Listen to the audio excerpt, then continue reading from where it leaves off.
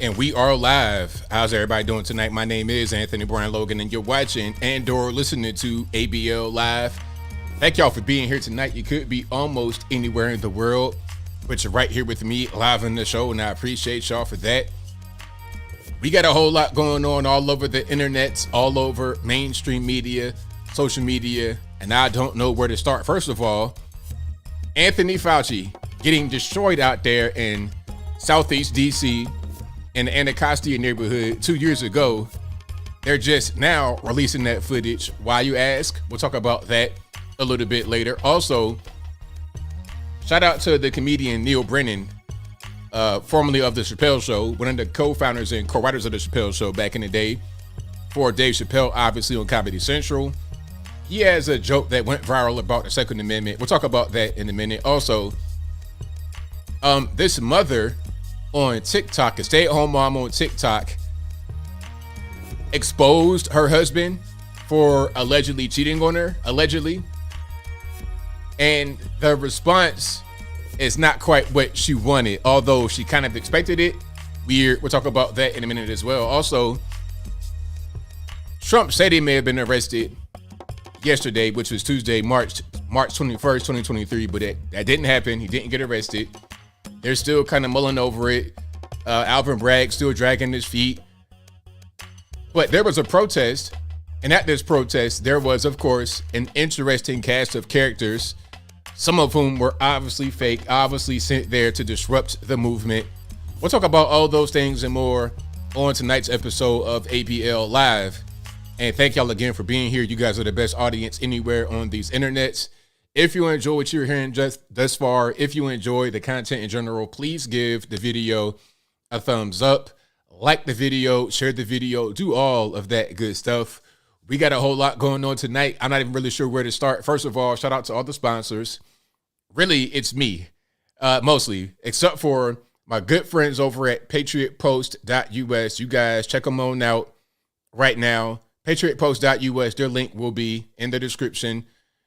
And just go to the website directly, patriotpost.us. Check them on out right now. Great source of news and information. You may see a column from me over there as well. Great website to go to. Also, go to my websites, ablmerch.com. We got hats, we got t-shirts, stickers, hoodies, mugs, and more right there on the website, ablmerch.com. That is ablmerch.com. Check it on out in the description. Also, go to my regular website, anthonyblogan.com. That is ANTHONY, the letter B, LOGAN.com. Once you go to the front page of the website, you'll be able to see articles that I write for each video. So whenever I put a video out, I write the article to go with it to provide context. So in case you want to know more information, you want to kind of figure out what's happening, you can go right there. That is a great resource to use. Again, AnthonyBLogan.com, ANTHONY, letter B, LOGAN.com. Also, go to the contact page on my website, AnthonyBLogan.com/contact. There you can find my social media accounts, my Facebook, Instagram, Twitter, my email address, my snail mail address, so you can send me things in the P.O. box. All those things will be right there on the contact page, AnthonyBLogan.com/contact. And as you guys know, I got to say it in case we got new people in the audience. Maybe you've not heard me say it before, but I have to always say this because I always get emails saying, hey, is this you? I've been contacted by a guy talking about you can hit me up. I'll give you Forex advice. Hit me on Telegram. That's not me. If anyone responds to your comment on a YouTube video that I post or anyone posts and the person replying to your comment says that they're me, they have my picture or a name that looks like mine and it looks kind of fishy, it looks a little sketchy, it's not me. I will never ask you to call me on any app or anything weird like that. The only time I will ask you to call me is during the live show. You can literally see me, ABL, tell you to do it. Matter of fact, you can't even call right now at this moment because we're going to get to the calls a little bit later in the show after I cover some topics and do a monologue or whatever the case may be. But I will never, ever, ever, ever ask you in a YouTube reply to call me or text me or anything like that. So that's not me. Do not get scammed. It's 2023. Ain't nobody got no time for that. We're trying to get money. We're trying to survive this ridiculous economy. The Fed just raised the interest rates by 25 more basis points. We don't have time to get scammed. Do not give anybody information. So just stay free out here in these good old streets. Again, AnthonyBLogan.com, ABLmerch.com, PatriotPost.com. All my links will be in the description. You're also listening to a podcast right now, and it'll be available for free in audio-only formats on your favorite audio streaming platforms, whether it be Google Play, Apple iTunes, Spotify, which has purchased Anchor, by the way. If you didn't know, Anchor, that's a place where I used to go, where I still go, but it's no longer Anchor. But Anchor was where you would go to upload a podcast, and then it would get automatically sent to all the other platforms. Well, that has become Spotify. So you can find me everywhere: Spotify, Apple iTunes, Google Play, Stitcher, whatever.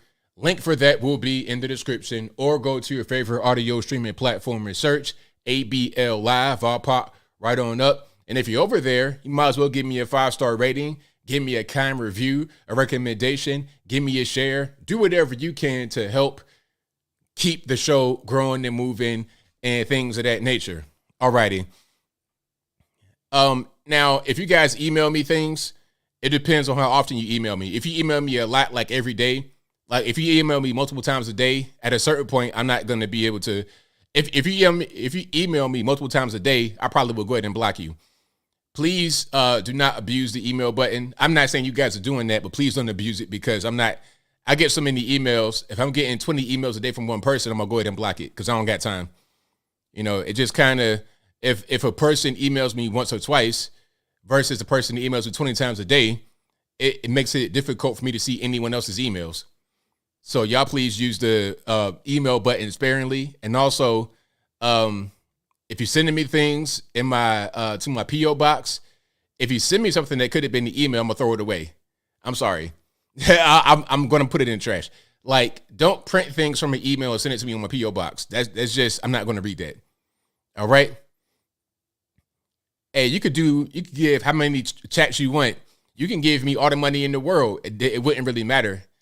I still need to be fair to people. So if you gave me all the money in the world and then sent me 1 million emails a day, I mean, at a certain point, does it make me your employee to read all through all the emails? So it's like, if you pay a certain amount of money, I'm responding to somebody right here. If you send me a certain amount of money, does that mean that you're entitled to have me read all your emails, 20 emails a day? Am I your email reader? Is that now my job? And I got to be fair to everybody. The purpose of the email is to get feedback from you guys. So if I can't read everybody's email, then I'm not being fair. That's all.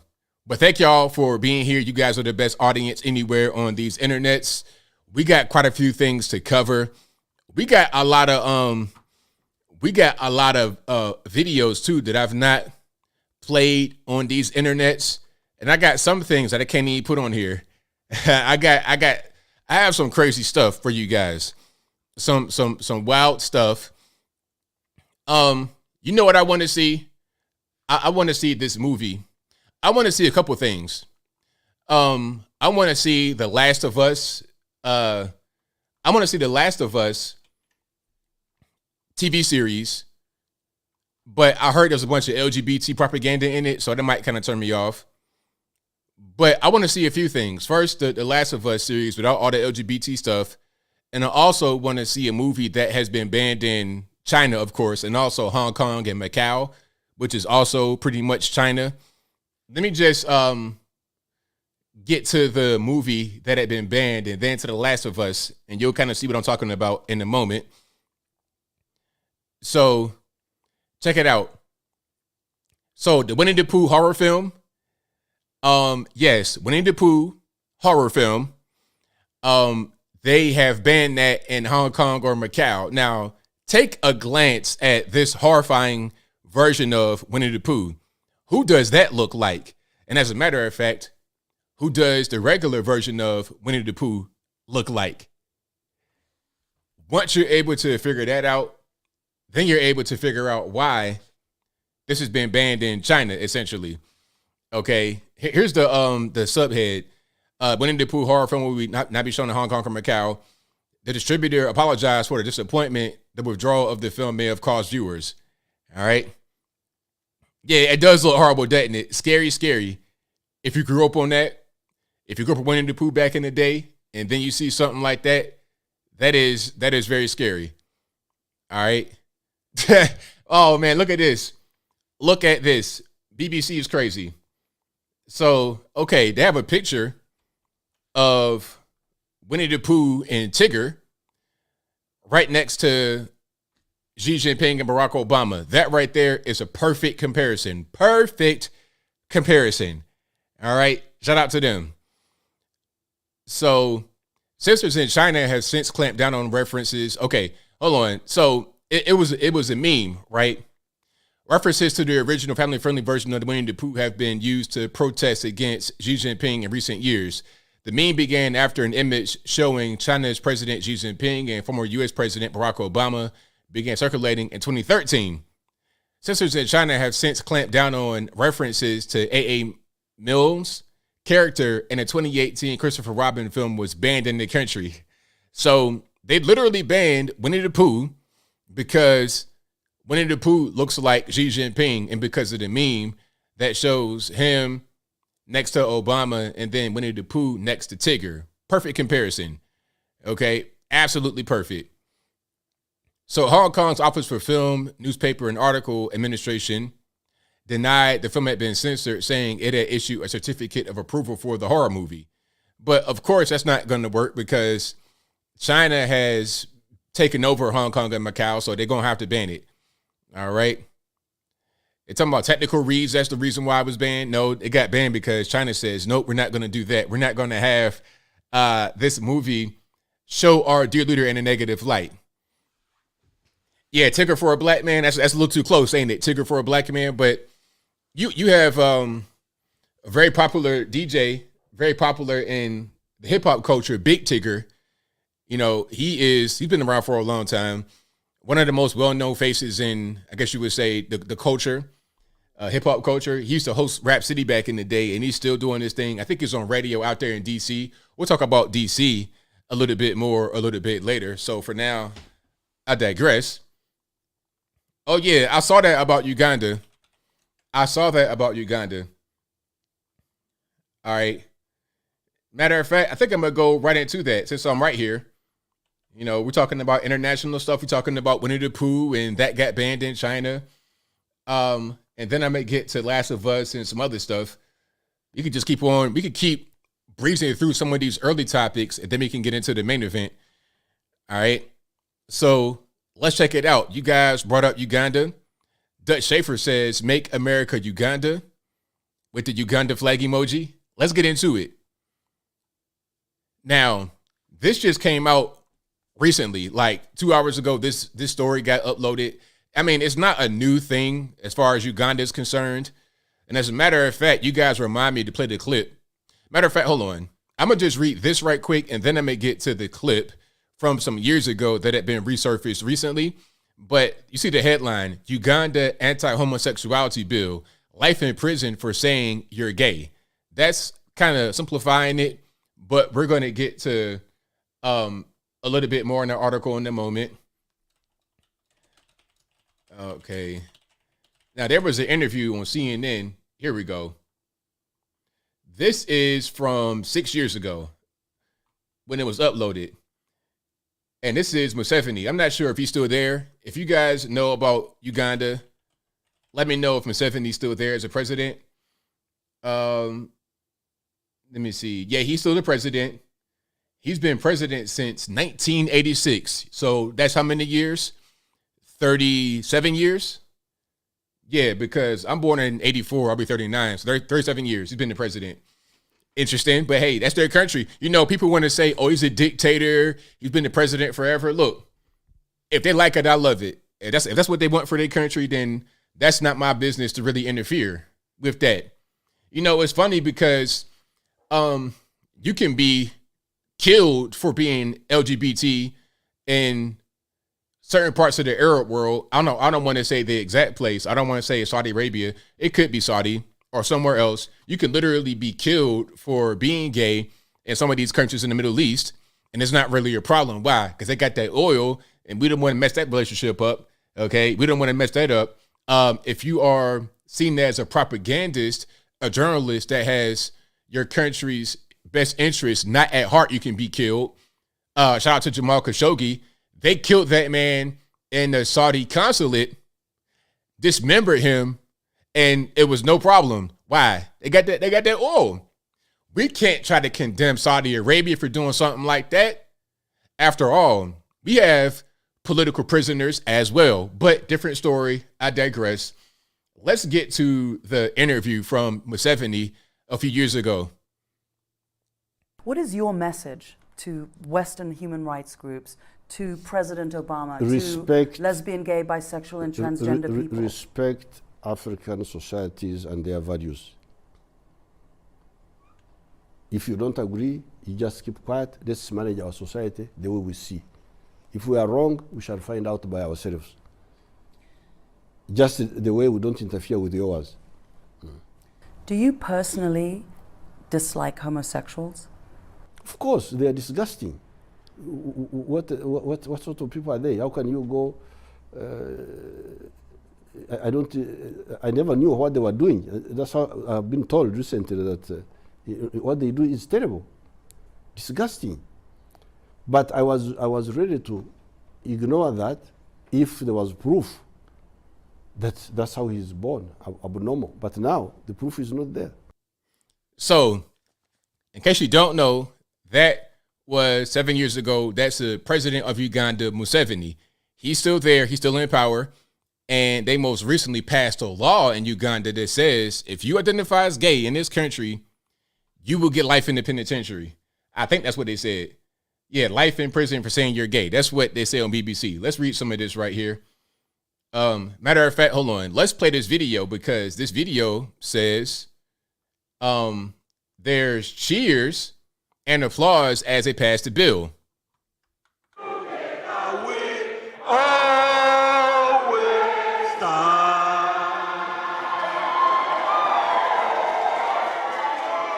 This country will stand firm.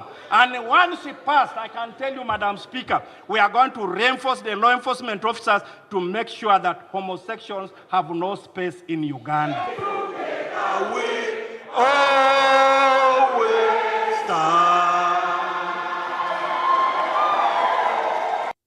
So there you have it. Now, somebody said, why was he sweating so much? Probably talking about Museveni. Well, it's Africa. It's Africa. I mean, they're like right by the equator in Uganda, if I'm not mistaken. Geographically, Uganda is right by Congo and it's right by Rwanda and all of that. Malawi's right there.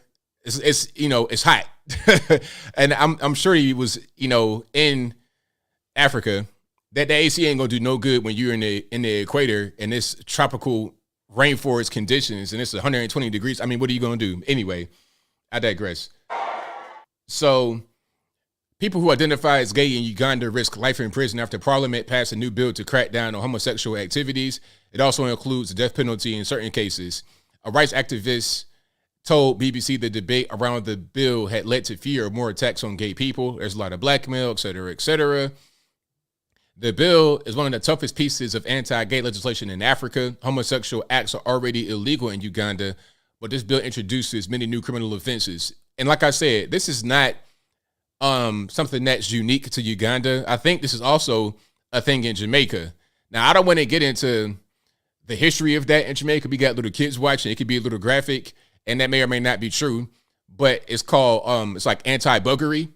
You guys can look up that if you don't know, if you're not familiar with it, but it's like that in certain parts of Africa, the Caribbean, Jamaica, obviously, Middle East, it's like that. So Uganda is not unique in that. So people are trying to like single them out, talking about, oh, Uganda hates LGBT. Well, LGBT, we take what we have in America for granted. Let me come back.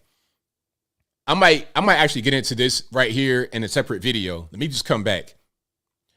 We take what we have in America for granted, where you could just be whatever you want. You could be gay, straight, LGBT, 1,000 genders, no gender. You could be 12 years old and cut your breasts off, talking about it's top surgery because they know that 12-year-olds don't even know what the word mastectomy means. But I'm getting triggered, so I digress. The whole point is that we take what we have in America for granted, and people act like the freedoms that we have in America exist all over the world, and they don't. Now, whether that's a good thing or a bad thing is up to the person that is experiencing it. You know, I'm not necessarily saying it's a bad thing. It's just a thing. Cultures are different. Cultures are different. People are different around the world. Languages are different. People are different. Customs, everything is not the same. It's not the same. In America, we are not the same as other parts of the world. America is an experiment, as I preach a little bit. America is an experiment to have a place where there's not necessarily one culture. It's kind of a salad bowl of different cultures. You got similarities, but it's not all the same. We come from all over the world. We came over here recently. It's not like we don't have historical claim to the land necessarily. For the most part, some of us do, some of us don't. But over there, they've been there for forever, since the beginning of time. Same thing with the Europeans, same thing with the Asians. We're different. This is an experiment. So we can't compare what we do over here to what they do over there. It's not the same. But I will go ahead and digress. All right. But if you like what you're hearing so far, please give the video a thumbs up. Like the video, share the video, do all that good stuff. Dutch Schaefer says, Uganda sees what's happening in the U.S. All they wanted was to get married. Now we are on the verge of normalizing minor attracted persons. Get these people in an inch. Exactly. We see kind of what's going on. People say, oh, it's not really a big deal if you want to be LGBT and get married and all this and that. And then how quickly that became something else. And I saw that right when it first happened. I saw that right when they were talking about gay marriage. I was like, I see the next thing, because progressives are just that. They progress. They don't just rest in one place. They keep on going and going. It's always going to be the next thing. Okay, we have this. Now what about that? We have that. Now what about this? And it keeps on going down the hill. It's to the point now where I scroll on Twitter and I see stuff like this. Let me go ahead and put this up on the screen right quick. This is my next topic, and then I have more. But check this out. Minnesota's first transgender lawmaker named one of USA Today's quote unquote women of the year. So this is not woman of the year as in a singular person. This is women of the year. There's quite a few people on the list. Michelle Obama's on here. It's a lot of women on this list. But this person right here, who is biological male, is named one of them. And we've seen this. We saw this with Caitlyn, Big Bruce, right? Didn't Caitlyn or Bruce or whatever this person's name is win Woman of the Year or some kind of event like that? Don't we see men dominating women's sports? Leah Thomas, all these big 6'3" track stars looking like Usain Bolt out there dominating these little 5'1" women. Don't we already see that? So this is more of the same. And you have feminism, which sought to free women from men's, I guess, tyrannical boot, the patriarchy. It sought to free them from patriarchy. And now we've kind of just devolved all the way back. We've gone full circle. Rather than women having to bow to biological, regular looking men, they bow to these characters right here. Okay. They do stuff like this, right? Hold on, check it out. They do stuff like this. I can't see, right, rather than them actually kneeling to the patriarchy. Now you got this going on. Okay. Ultimately, this is the same thing that they were trying to avoid. This right here is a biological man, and here is a biological woman. Feminism sought to free this woman from this man, but here we are. It's like Gravity. You ever seen Hancock, the movie? If you have not seen Hancock, please watch it. That movie was so good and underrated. It was so many things in that movie you could take away. But it was like, if you've not seen Hancock, I'm not going to spoil it, but I'm going to give you the one of the underlying themes. The two heroes, the two gods, could not stay away from each other. They were like moth to a flame. They were just drawn to each other. Feminism tried to separate this, but they can't. They can't, man. At a certain point, you got biology working against you. Doesn't really matter what's going on with your social stuff. Biology is still going to be biology. It's still going to be there. You can't separate men and women. It gets complicated. You just can't do it. This is why they say we can't really be friends if you're male or female, but I don't want to go down that road, so I digress.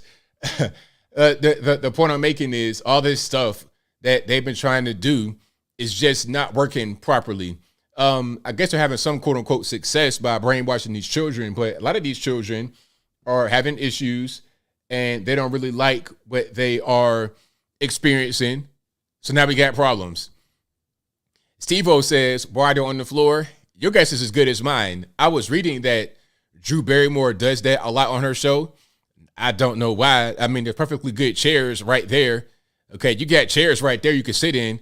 I don't know why they got to be on the ground, but hey, it is what it is.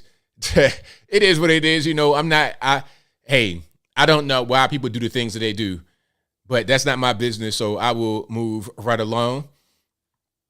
All right. Yeah, this whole thing is crazy.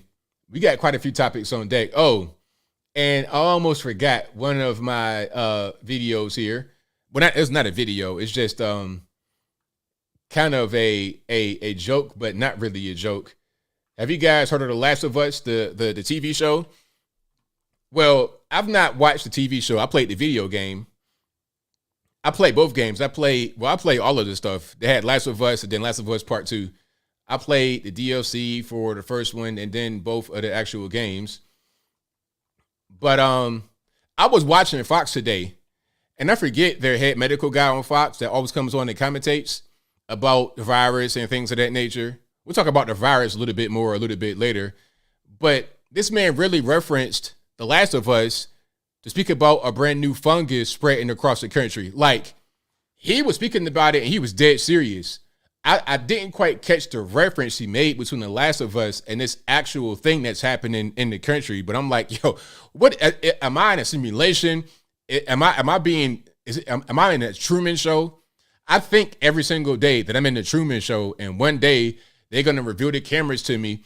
Like, I'd have been in airplanes, I'd have been in boats, and I'd in cars, drove all kinds of places, and I feel like one day it's gonna be a big wall that just pops right in front of me. I can't go no further because it's all just a big show that I don't know that I'm part of, and you guys are part of it as well. But anyway, here's a Babylon Bee. You guys know this is a satire website. And then the headline came out today, and it was absolutely perfect.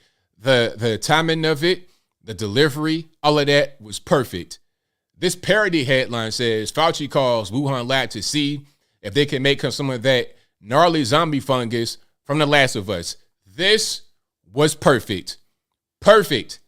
Because literally, they're talking about a fungus spreading across the country right now. For real. This is a parody. Let me show you the actual story that's floating around right now. Let me show you the story. And then you tell me what's real and what's fake if you didn't know that I told you. Hold on. Let's check it out. If you thought I was playing, hold on. Let's see right here. Okay, matter of fact, I got a video and everything. Perfect. All right, hold on. Don't play the video yet, sir. Come on. Check it out. ABC News. Potentially deadly fungus spreading rapidly in U.S. healthcare facilities. Cases of Candida auris doubled in 2021, according to the new CDC report. This is March 21st, 2023. Yesterday, this video came out. This story came out. See a little preacher dish right there? Is that how the fungus looks? I doubt it, but we're going to put it out there anyway. You got to just have stock graphics or anything. It may not resemble that at all, but it doesn't really matter. Who cares about facts anymore in America? Let's watch some of this. Federal health officials are on alert after a jump in cases of a drug-resistant fungus. The CDC says instances of it in healthcare facilities nearly doubled between 2020 and 2021. The fungus has now been found in more than half of the country. The CDC calls it an urgent threat, pointing out the fungus can lead to deadly diseases. Officials say it's more likely to affect people with weakened immune systems. It is time now for a look at your Tuesday. Oh, is that right? Weakened immune system. I wonder what does that. I wonder what weakens your immune system. I don't know. Maybe y'all know. Y'all can tell me in the comments what could potentially weaken your immune system. All right. You know what's funny? Not really funny, but what's interesting is that they say that if you've had the shot, the C-19 shot, you could potentially popped back a false positive for HIV. And what does HIV do? Y'all let me know what HIV does. It weakens your immune system, doesn't it? I wonder why the fungus is spreading among weakened immune systems. I mean, you can't make this, you cannot make this stuff up. You cannot make this stuff up. I promise you can't. Now, speaking about weakened immune system, speaking about viruses and things of that nature, let's go ahead and get to my man from DC. Shout out to him. This guy deserves some type of award. He really does. I'm going to play the video, not the full thing, but I'll play more of it than I play in the actual clip that I showed on my YouTube channel. And I'll give you some context as well. So Fauci has a special that's out right now on PBS. You cannot make it up. It says American Masters. I am not making this up. I think I'm just playing. I just make stuff up. I just come up with these things from nowhere. They give it to me. They give me the material. And you can see right here, it says June 2021. That's when this footage was recorded. PBS American Masters. This video just came out. It says right there, 6 days ago. So I'm not making it up. I didn't hold it from you guys until just now. This just came out 6 days ago. And this episode, the American Masters, just came out yesterday on PBS. This is not an ad. I don't get any money from PBS at all. They didn't contact me and say, hey, man, promote that for us. I'm just giving you guys some news. This is pretty important. Now, what they did was American Master. Exactly. American Master. Hilarious. Shout out to you, Ken or Kine. I don't want to say your name wrong. But anyway, so what Fauci did was go with DC Mayor Muriel Bowser to the quote unquote black community to try and combat vaccine hesitancy. And it convinced them to get the vax. All they did was go to Anacostia. Now, if you know about DC, Anacostia is literally 10 minutes away from the Capitol. From Capitol Hill, it's 10 minutes away. Just go down south, past the Navy Yard, across the Anacostia River. You're right there in Southeast, in the hood, in the black area. You're right there. Okay, so they didn't really go far. Like, go beyond DC, Fauci. How about that? I know you're a swamp rat. You've been in Washington since the 80s, doing nothing for 40 plus years, just, collecting the paycheck, bungling the HIV outbreak. But anyway, go somewhere else. You could at least go to Maryland, go to Capitol Heights or somewhere. Anacostia, you could have just rode your bicycle from the hill and got there. Anyway, so they're out there doing that. Let's play some of this. And that mask, every time I see these guys put on the mask, and remember, again, this is 2021, June 2021, so it's been almost 2 years. But these guys know that the mask didn't work. Fauci himself said that the mask doesn't work before he said that it does work. But we now know these things didn't work. We knew that back then. So this is the deadliest virus in history. It can just, you can come in contact with it. It can kill you. It killed millions of people. And this little t-shirt over your face is going to protect you from it. If you can smell cigarette smoke, you can smell cows, manure and all that through your mask, it's not working.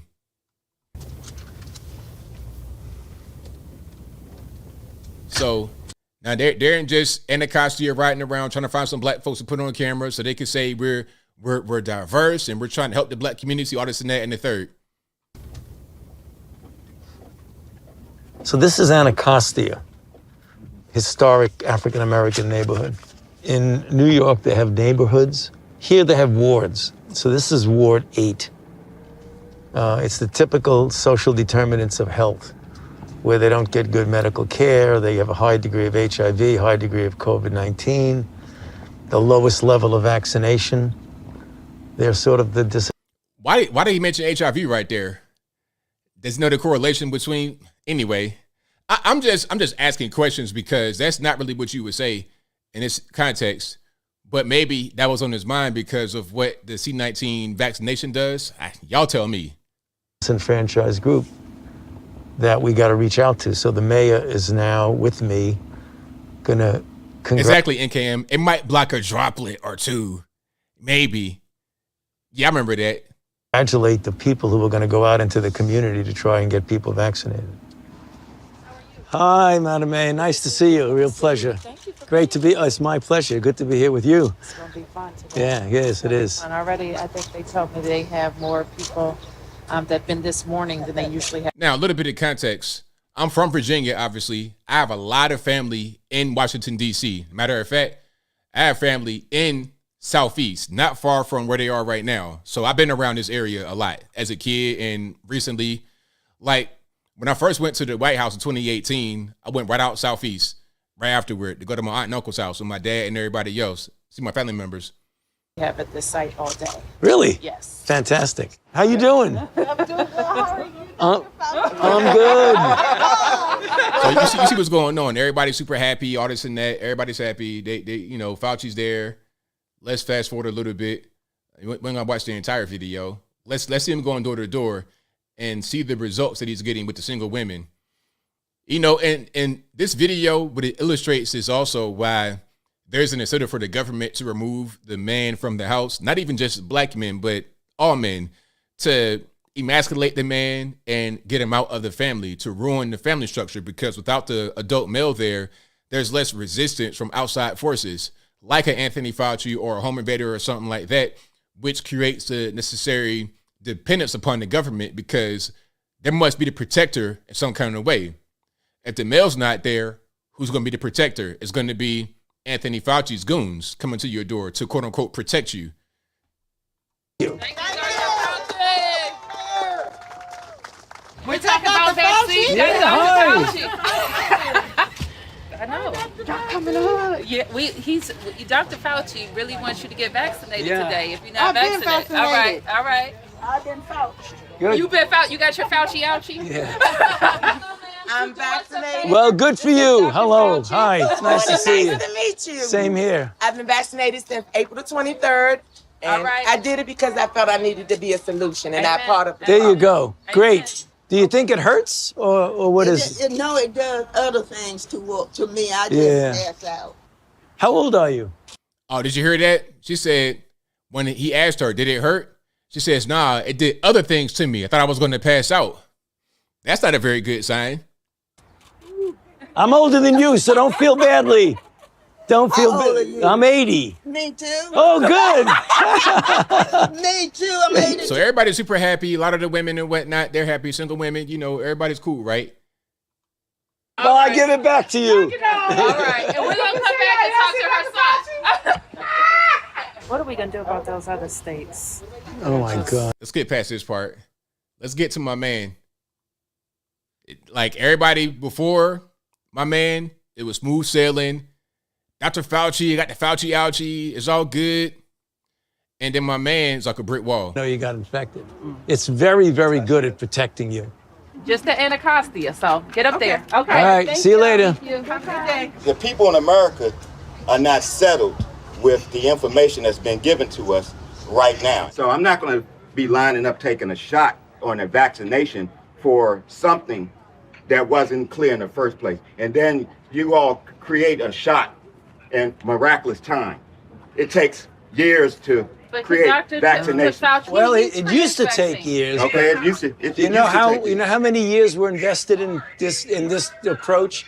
About 20 years of science to get us to be able to do it. 20 years is not enough. And 9 months is definitely not enough for nobody to be taking no vaccination that you all came up with. The only reason I'm talking to you right now, as close as we are, is that I've been vaccinated. Right. But if it allows thousands of people like you don't get vaccinated, you're going to let this virus continue to percolate in this country and in this world. Something like the common flu then, right? And not it's like much the common more flu. serious than the flu. Well, the flu kills a lot of people annually too. You know how many people died of the flu the last year?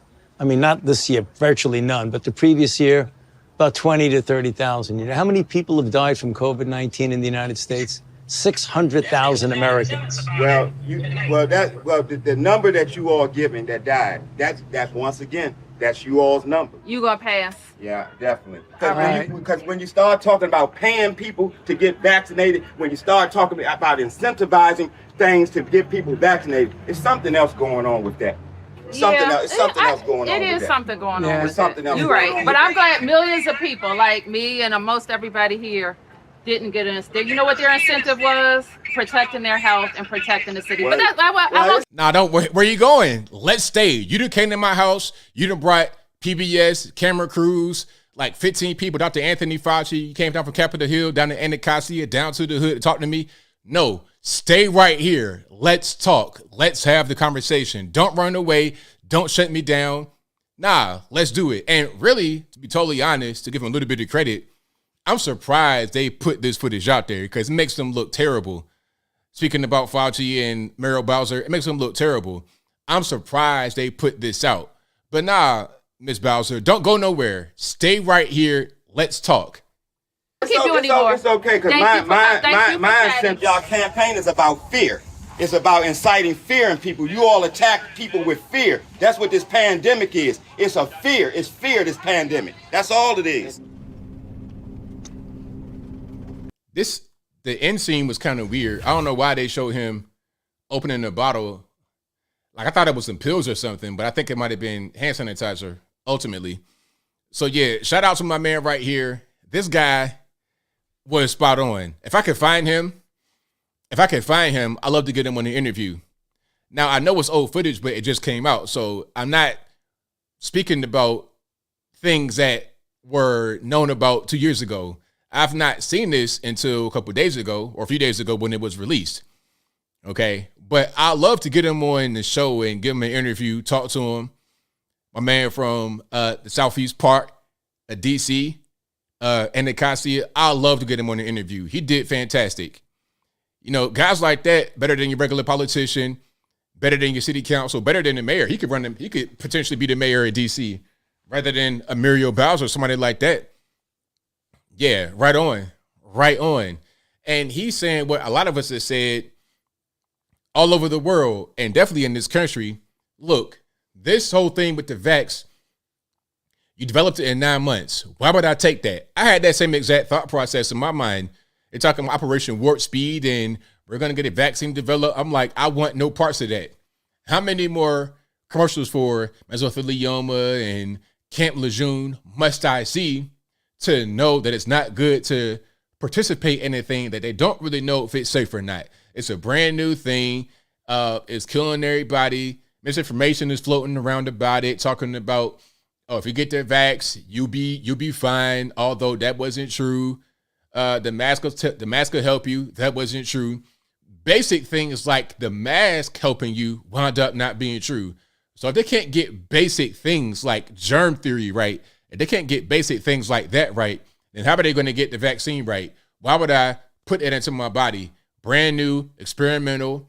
And why can't I take other drugs that have been around for 100 years and have won Nobel Peace Prizes and everything like that? Why are they trying to ban these other drugs? Maybe it's because Big Pharma does not want that competition. Hey, if you could take this cheap generic drug that's been around since World War II, maybe you won't take our drug that costs a lot more. Okay, we got a blank check from the federales. If you guys are taking this other drug, we're going to have less of an ability to negotiate that big dollar amount from the feds, from you, for real. It'll be quote unquote free to you, but it'll come for taxpayer money. You see what I'm saying? This whole thing was bogus from the beginning. And my man just lined up everything that a lot of us had been saying from the very beginning. There's a lot of guys like that out there, and it's not even a political thing. You know, earlier in the clip, they were talking about other states. They don't want to get the shot. Matter of fact, I'm gonna play that part. I'm gonna play this part to kind of underline my point about them making it a political thing, when in reality, it's not a political thing. It's not about left versus right. It's about common sense versus uncommon sense. It's about fear versus being unafraid. If you're scared of this particular bug, you'll do anything. They could tell you whatever. Like that lady that said, I don't care what's in the infusion, just put it in my arm. Hold on. I want to play that clip. I don't care what's in the infusion, but I'm going to get the infusion.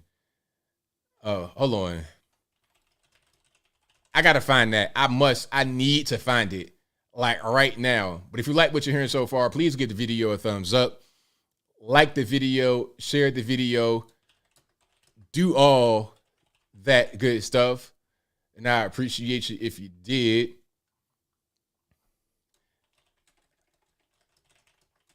Don't care what's in the shot. But y'all remember that video I'm talking about where the lady was like, she doesn't really care what's in the shot?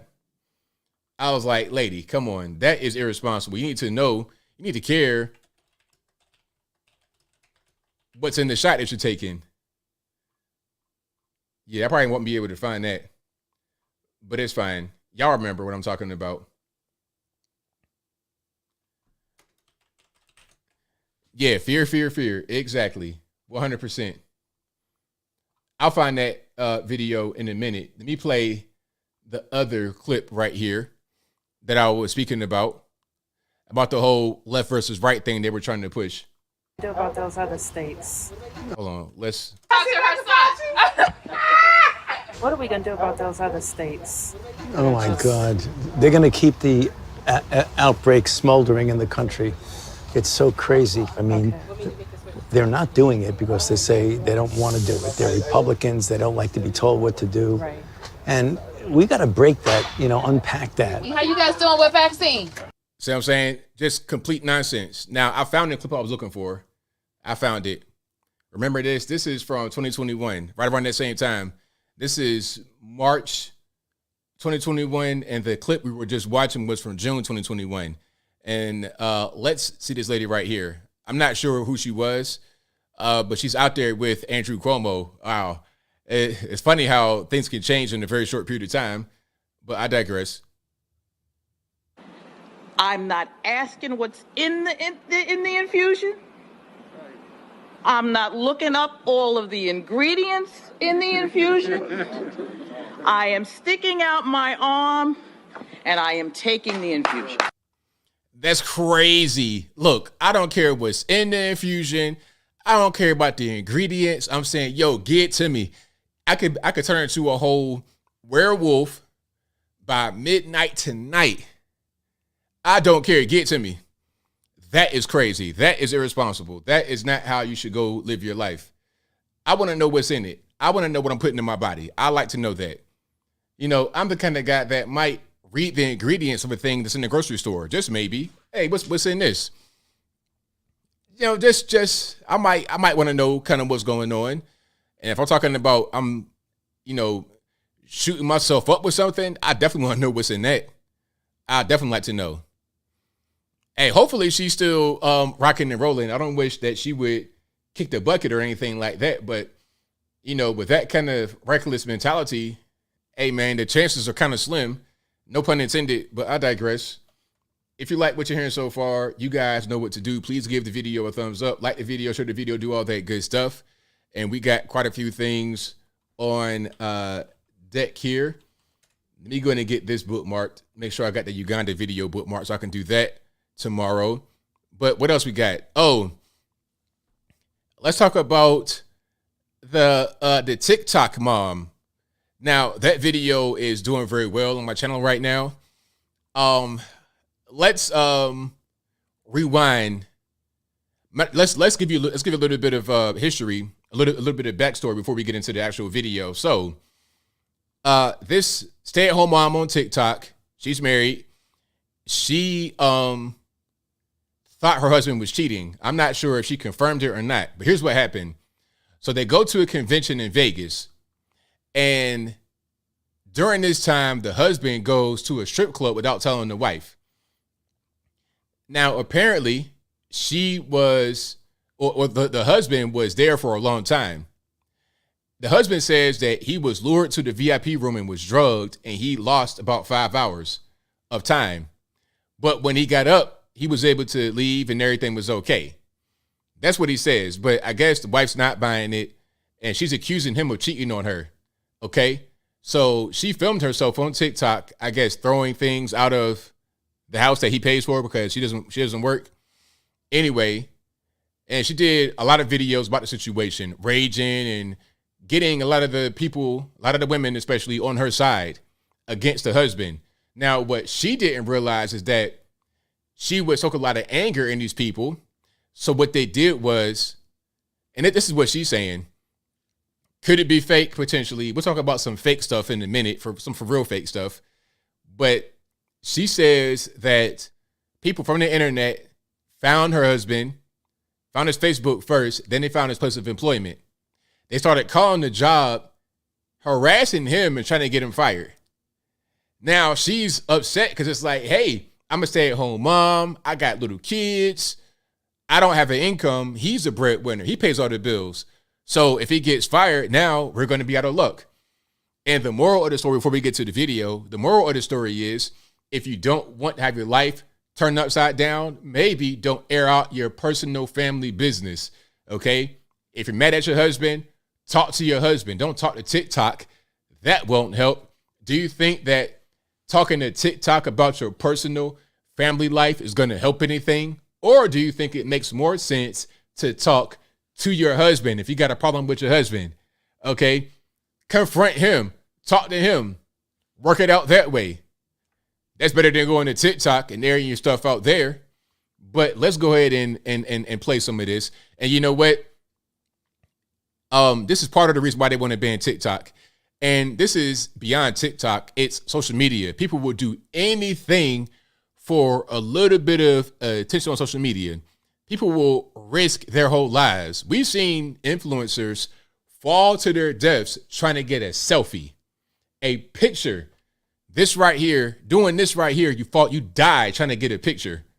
Imagine that. But that's where we are nowadays. Let me go ahead and roll this right here.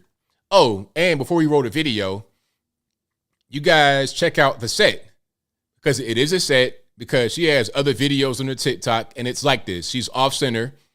Normally, if you are recording yourself, you're going to be center like me.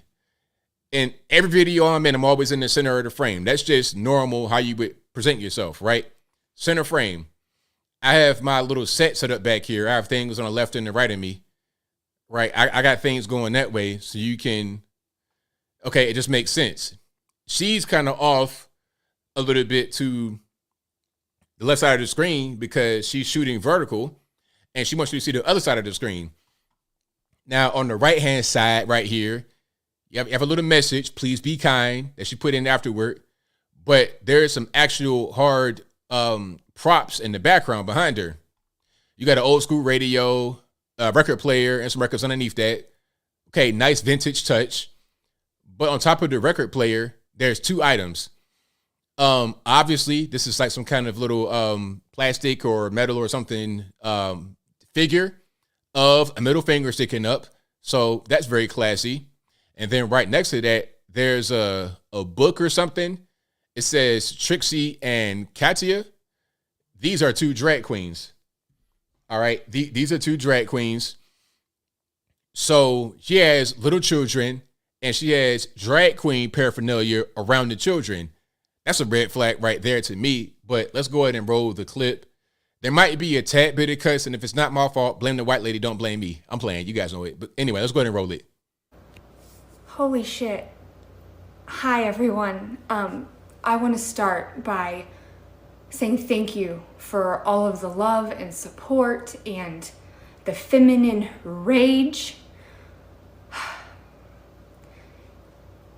I'm angry and you're angry for me, and I get it because I'm in this too, but please, my life has been torn upside down.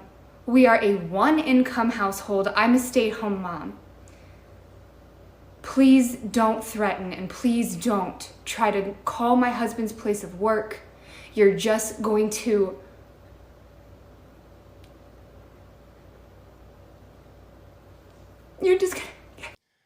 I'm not buying crocodile tears. I have more video of her, and you're going to see the difference in the attitude. You know, there's a difference. I'm not buying the crocodile tears. I was looking at my video. If you notice, I was kind of like, I was trying to see if there was any kind of moisture around the eyes, and I didn't detect anything. That face is dry as a Sahara Desert in the middle of summer. It was no moisture at all on that face. So I call BS on the crocodile tears. This is my life. And I never in a million years would have thought that this would blow up the way it did. Hey, ABL, why are you talking about this lady? She suffered enough. Check it out. The lesson she should have learned right here is don't put your business on the internet. Stay off the internet. She's trying to like do damage control right here, but you're not making it any better. You're just giving this material to comment on. You're making it worse. You still want that attention. That's why you have the whole set up and everything. You're in your spot to record the TikTok videos. You're an influencer is what you do. You're making more content, but you're digging a deeper hole. So this is a lesson. Get off the internet. Turn the phone off. And if you must be on these internets, which is fine, I'm on the internets too, do not put your personal business out there. Keep it above board. Don't get into your personal life because obviously it doesn't work very well for you. Clearly it's striking a chord with women everywhere. And I talked to my husband today. I talked to him and he said to leave it all up. He said to leave it all up. So I'm leaving it. He knows it's there. He is ashamed. Nothing is getting solved. I'm shaking. Nothing is getting solved today. Nothing is getting solved tomorrow. I have children. Okay, you see the general vibe of what's going on, right? But this is her before that. And you see it's the same set, but it's a little bit different, right? She changed the picture out right here. It's the same middle finger, but you have Betty White doing the same thing, I suppose. So you have a raging feminist who wants attention on social media. I'm not sure how old she is, but she's a tad bit old to be doing stuff like this. You in the comments, ladies. My man would never. I thought so too. I fucking thought so too. Trust me. So we had a work convention in Vegas, some kind of construction convention. I'll look into it. This is happening to me right now. I don't have all the deets. I will get them though. I'm a Virgo. You better believe I'm gonna get every shred of evidence I can. Okay, babes? So you go from, oh yeah, you got this face right here. Okay, don't worry about that. I've got it. So the personality is all over the place. From crying to carrying on. Well, from kind of angry and aggressive to crying to carrying on. Which one is it? So, he had a work convention. He was like, hey, that's over our anniversary. Our anniversary is March 11th. And he was like, let's fly out to Vegas together. Let's go to Utah. Let's go to Zion National Park. We'll do some hiking and then we'll spend a day back in Vegas. We were in Vegas. I was there till Monday and then I flew home Tuesday. So Monday we were in Vegas together after being in Utah all weekend for our anniversary. Had a great weekend. I mean, so basically she's going to tell the whole story about, and really in this video, she didn't even get to the point. She was just kind of rambling. It's like, lady, put the phone down. I know you would stay at home, mom, you might be a little bit bored. Find a hobby, do something else other than getting on TikTok and releasing your business out there because now, because you want social media attention, social media clout, you've kind of ruined your life. If your husband gets fired from his job and you don't have an income, you don't work, you're a stay-at-home mom, what are you going to do? Okay, are you going to divorce your husband? Nope, because you know that you need him. And that's fine, but you shouldn't have put your stuff out there like that. Social media attention has people just totally forgetting their responsibilities.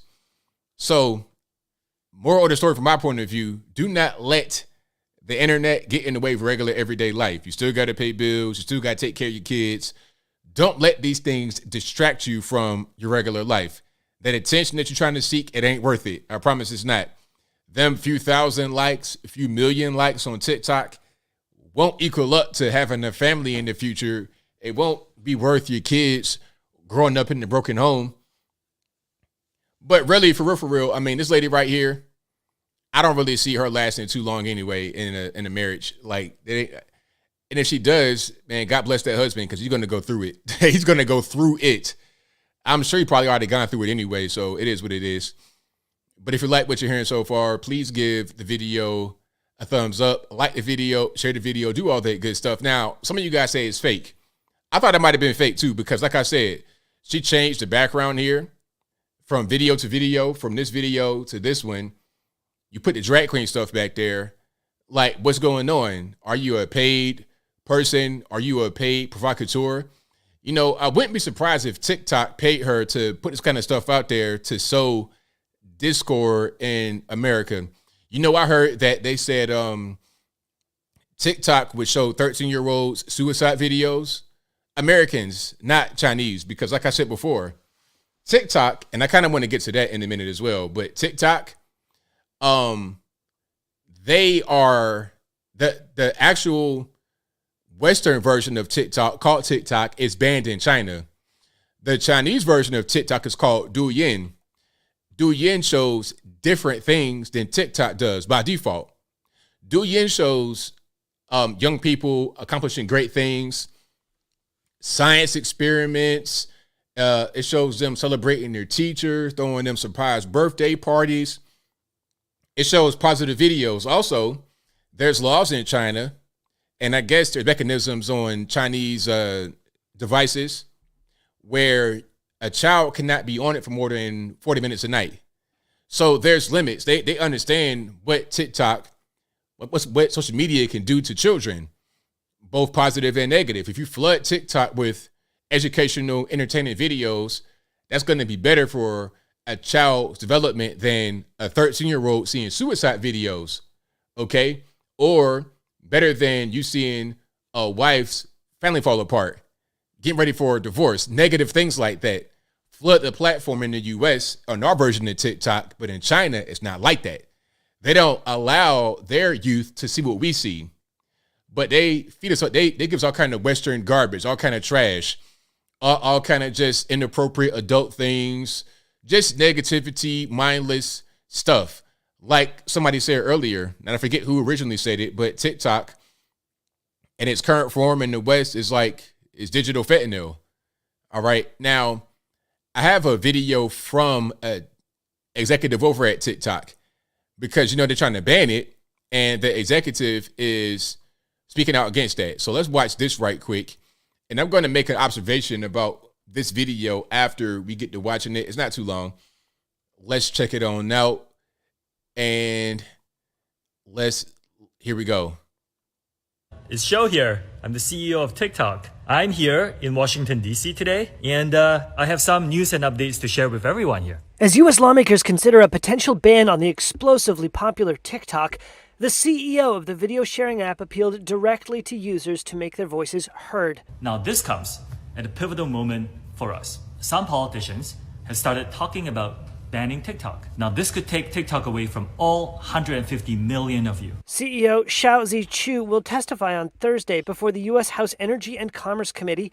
Ahead of that session, he posted a video on the app this week with the Capitol in the background, claiming that TikTok had more than 150 million active users in the U.S., representing nearly half the country's population. That's almost half of the U.S. coming to TikTok to connect, to create, to share, to learn, or just to have some fun. TikTok's critics fear that the app, owned by Chinese tech company ByteDance, could share its U.S. user data with the government in Beijing. TikTok rejects the spying allegations, and according to written testimony shared this week by the House committee, Xiao will tell lawmakers, quote, TikTok has never shared or received a request to share U.S. user data with the Chinese government. That is not possible. Any Chinese company is required by law to share all the information, all the data with the Chinese Communist Party. They're not going to get a request to share the data because they automatically do it. They have to do it. They must do it by law. It's not even an option. They can't just not share data. You got to share data. ByteDance, oh yeah. ByteDance, it's to the point where ByteDance will have government members on its board, literally, in the company. It's not possible for them to not share their data. China got caught putting malware in phones they would send to us. Not only phones, but also telecommunication hardware. Like actual chips in the hardware that was spied back to China. They flew a balloon. I mean, come on, man. Like, this is just completely a lie. It's a lie. Nor would TikTok honor such a request if one were ever made. Xiao's testimony before Congress comes in the face of growing calls for the short video app to be banned across America and will serve as one of the Chinese company's most detailed rebuttals to the accusations against it. Last week, TikTok said the Biden administration demanded its Chinese owners divest their stake in the app or it could face a U.S. ban. A growing number of U.S. lawmakers support a ban on TikTok, including committee chair Kathy McMorris. Now, I think about TikTok, it's so bad that it's even beyond the app itself because TikTok has trackers on popular websites. So even if you don't have TikTok on your phone, you still are going to you're going to encounter it. You're going to encounter it on the internet. So banning TikTok would be a step in the right direction, I suppose, if you don't want the CCP spying on you. But that's just the tip of the iceberg, really, in my humble opinion, especially since we have a bunch of apps on our phone that spy on us anyway, that track our data, American-based apps. But, I mean, it's like picking your poison, right? Who you want to spy on you, America or China? I'd rather would not have China spy on me. And you can even hear what he said right there. They have data on you. How many users, what they do, what their ages are. I got the data on you already. And you think China doesn't know that? If he is a Chinese guy, probably living in Beijing somewhere, he's the TikTok CEO, and he has the data, he's talking about it on television, what are they not telling you behind closed doors? And the algorithms and whatnot work in a very sophisticated way. They know very intimate details about you because of your browsing patterns. If you go to certain websites and they can kind of detect what you are doing, meaning there's certain kind of behaviors you would exhibit in if you want a certain thing, or if you're experiencing a certain time in your life, they already know what's going on. People might think that, like, here's an example. A lot of you guys may think, and you might be right, maybe you're right, but I'm gonna just say this because this is another explanation. If you go on your phone and you go to your Facebook, for example, and you see a thing that you were just discussing, like, okay, you were discussing propane power grills for outside, summertime, whatever. You were talking about that, and then immediately it shows on your phone right away. What you don't really know is that, like, you think it's hearing you on your microphone. You could be right. But what you also don't know is you're browsing a certain way that lets them know that you want that. Because, again, these are very sophisticated things as far as the tracking of your movement and whatnot on the internet. They know what you want before you know it. There was even a situation years ago where it was a lady that was pregnant, and it was showing her stuff for like baby strollers and cribs before she knew she was pregnant. Because of the way that she was browsing, they already knew what was going on. And if TikTok has that data, if China has that data, that can be very dangerous. Because what's going to happen is they're going to start to feed us certain things to play into negative parts of our brain to heighten a thing that's already right there. For example, showing these little boys suicide videos right when they come on TikTok, because they already know a lot of young boys going through puberty, they're kind of confused. There's a lot of negative stuff on TikTok and Twitter and whatnot. So all they're going to do is just heighten that and attack you that way. That's what's going on. That's what's happening. All right. But if you like what you're hearing so far, please give the video a thumbs up, like the video, share the video, do all of that good stuff. Do you guys think that TikTok will be banned? I won't put a poll up. I'm going to just ask you the question. Do you guys think that TikTok will be banned? Because it's been a thing for a while. You're talking about banning TikTok. Trump tried to ban it. And then Biden was talking about not banning it. But now he's revived what Trump said, and he wants to ban it again. So do you guys think that TikTok will be banned? I'd like to know what you... And also, do you want it to be banned? Because a lot of you guys enjoy TikTok. Do you want it to be banned? And also, I think the TikTok formula is going beyond TikTok. It's on YouTube now. It's on Instagram. It's on Facebook. It's Twitter, everywhere. They've adopted the formula. So will it be banned? Y'all let me know. And do you want it to be? People saying, I hope so. No, because money. Yeah, a lot of money in it. Roger Wood says no, too much money in it, too big to fail. Hey, that's a good point. Stone works says at this point I can't see it being banned. Yeah, CB says, yep, kids choking themselves out, dumb cinnamon challenges. Exactly. I saw this lady today on Fox. She said her boy died from doing the TikTok choking challenge. Yep. They will not show that kind of stuff in China. Nope, not at all, because they already know what can happen. They can kind of see a little bit into the future and determine what the results of showing stuff like that is going to be. Then it says, yes, we don't need it. So yeah, bring back Vine. Archangel 3 says banning TikTok isn't censorship, it's a national security issue. Correct. Sometimes Friendly says, you think Biden is going to allow it to be banned? I don't really know. It's kind of a toss up. I don't. At this point, I think even if TikTok gets banned, what'll happen is there'll be a clone of it that pops up. There's already clones right now. Instagram is kind of becoming like TikTok, but they're going to basically clone it, and the purpose will be to not have the algorithm be so harmful the way it is. That's pretty much what's going on. Atomic Tabasco says, yes, security risk. Interesting. Very, very interesting. But we'll see how that whole thing goes. And speaking about, do you think X, Y, and Z will happen? Let's talk about Trump and the actual arrest. Now, remember, Trump said he expected to be arrested yesterday, which was Tuesday, March 21st, 2023. That didn't happen. Now, do you guys believe he'll be arrested? Is that going to happen? Personally, if you ask me, I'm kind of like confused. I don't know what they're going to do. Alvin Bragg is trying to get something done. Let's talk about what Alvin Bragg is trying to do here. Now, Alvin Bragg, he's a Manhattan district attorney. They were supposed to meet, I think, today. When I say they, I mean the grand jury. And they were going to discuss whether or not to bring charges against Trump, because the way it's got to work, and if I'm incorrect, let me know in the comments, but the way it has to work is Alvin Bragg needs to be able to convince the grand jury that there's enough evidence to charge Trump in a criminal case. Now, if he's successful and the grand jury brings forth charges, then that's when Trump will be arraigned. He'll be fingerprinted, all of that good stuff. And again, if I'm wrong, let me know in the comments. But it's not just Alvin Bragg by himself saying, hey, let's charge Trump. Let's get him down to the station and get him fingerprinted. That'd be up to the grand jury.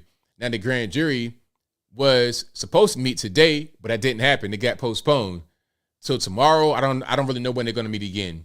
But that got postponed. But the question is, do you guys think that he will be arrested?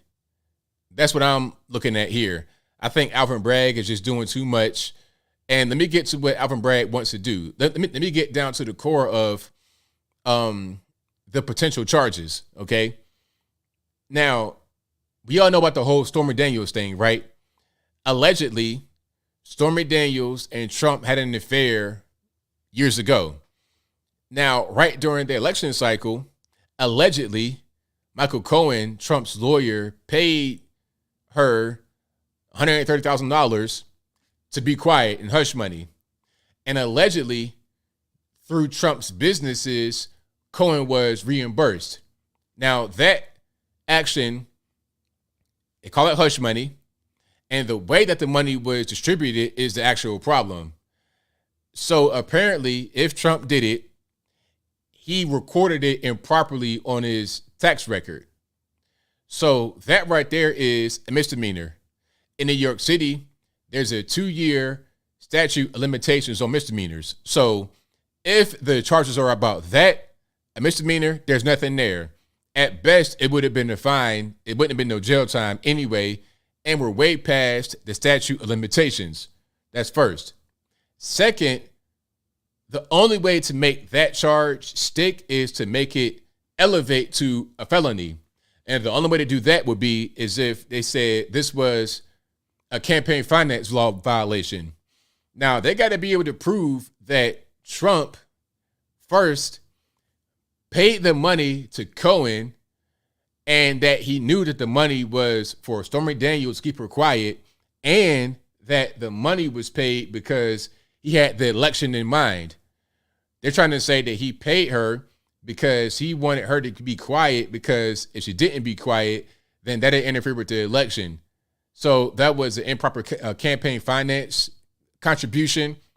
That right there is the biggest reach I've ever seen in my whole life. We're talking about go gadget reach. We're talking about reaching for the stars and land on the moon type stuff. You understand what I'm saying? The biggest reach ever. How are you going to make that big reach stick and charge a former president with a felony? The case is weak as weak can get. The left and the right are saying, hey, there's not much there. There might be a little bit more in the Georgia case, although that's also a nothing burger. They won't go anywhere. But there's a little bit more there. There's nothing, absolutely nothing in the New York case. How are you going to prove all that? Trump said he didn't do anything.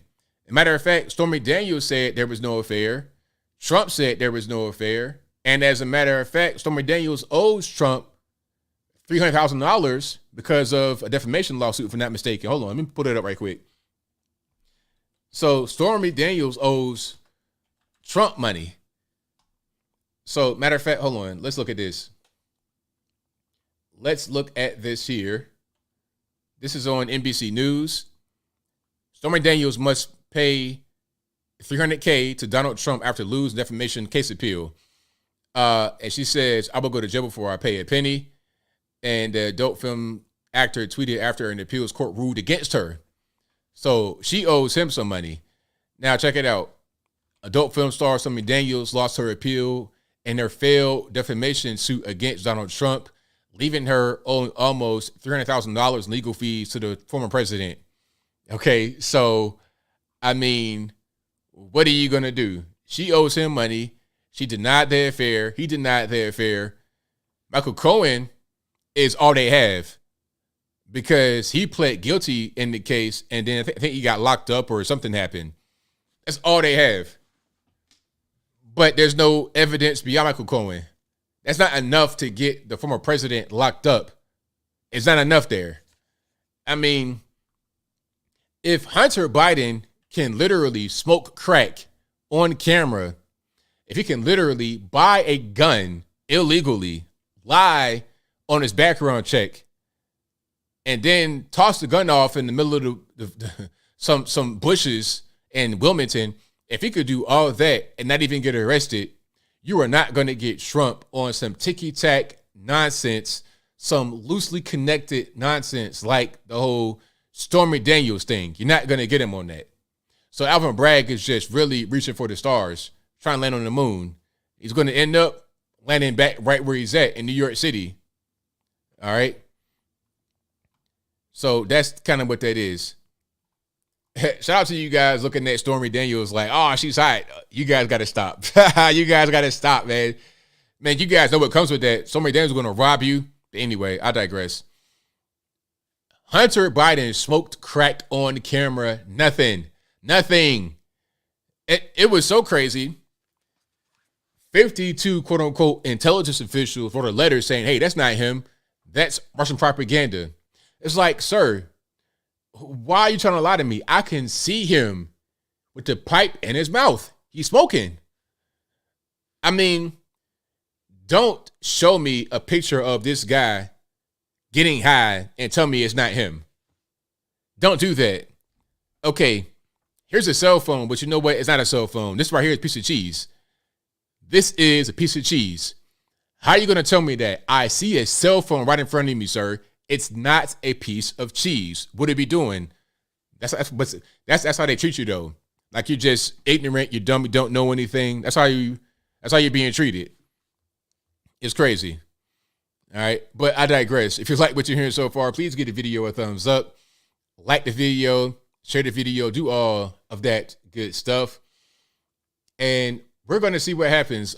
They keep postponing the whole thing about Alvin Bragg, the New York case, and then they have the Georgia case about the election interference.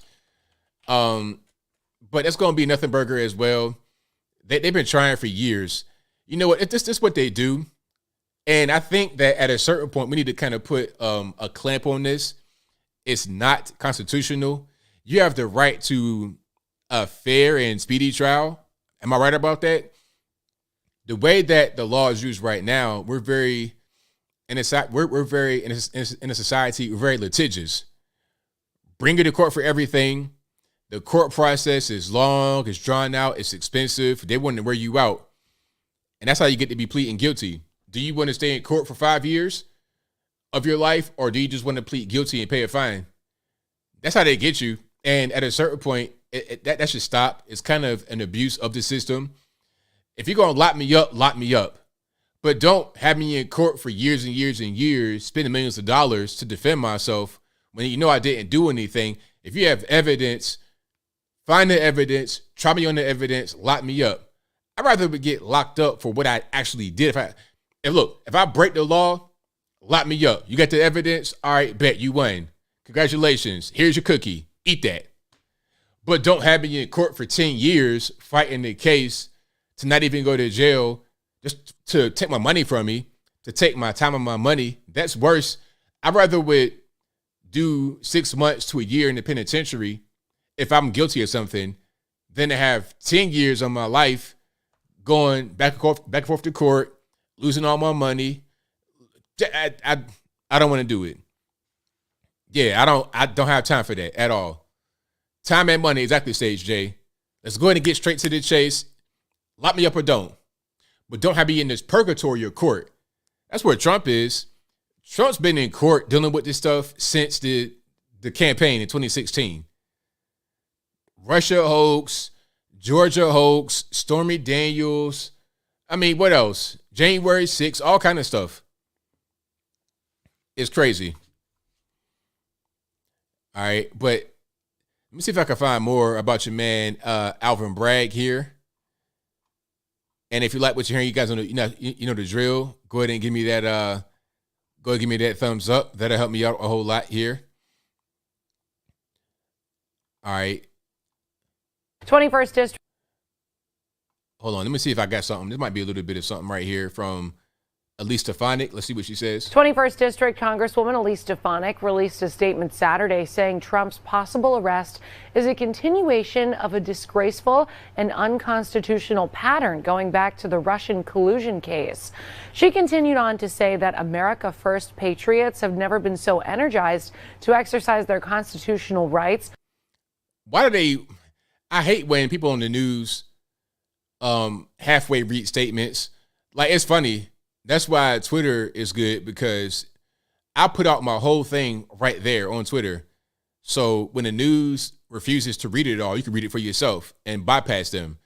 So she said, this is un-American and the radical left has reached a dangerous new low of third world countries. Knowing they cannot beat Trump at the ballot box, the radical left will now follow the lead of socialist dictators and reportedly arrest President Trump, the leading Republican candidate president of the US of A. Okay, yeah, that's what it is. And we all know that. You know, if you can't beat him at the ballot box, you go ahead and just try to put him in jail, or you try to sully his name up to where people that may vote, your regular normies, your mouth breathers, don't even know the difference. It's to the point where sometimes you can put so much dirt on someone's name when you mention them, it automatically be something negative, and they may think this person is in jail. Keep talking about jail.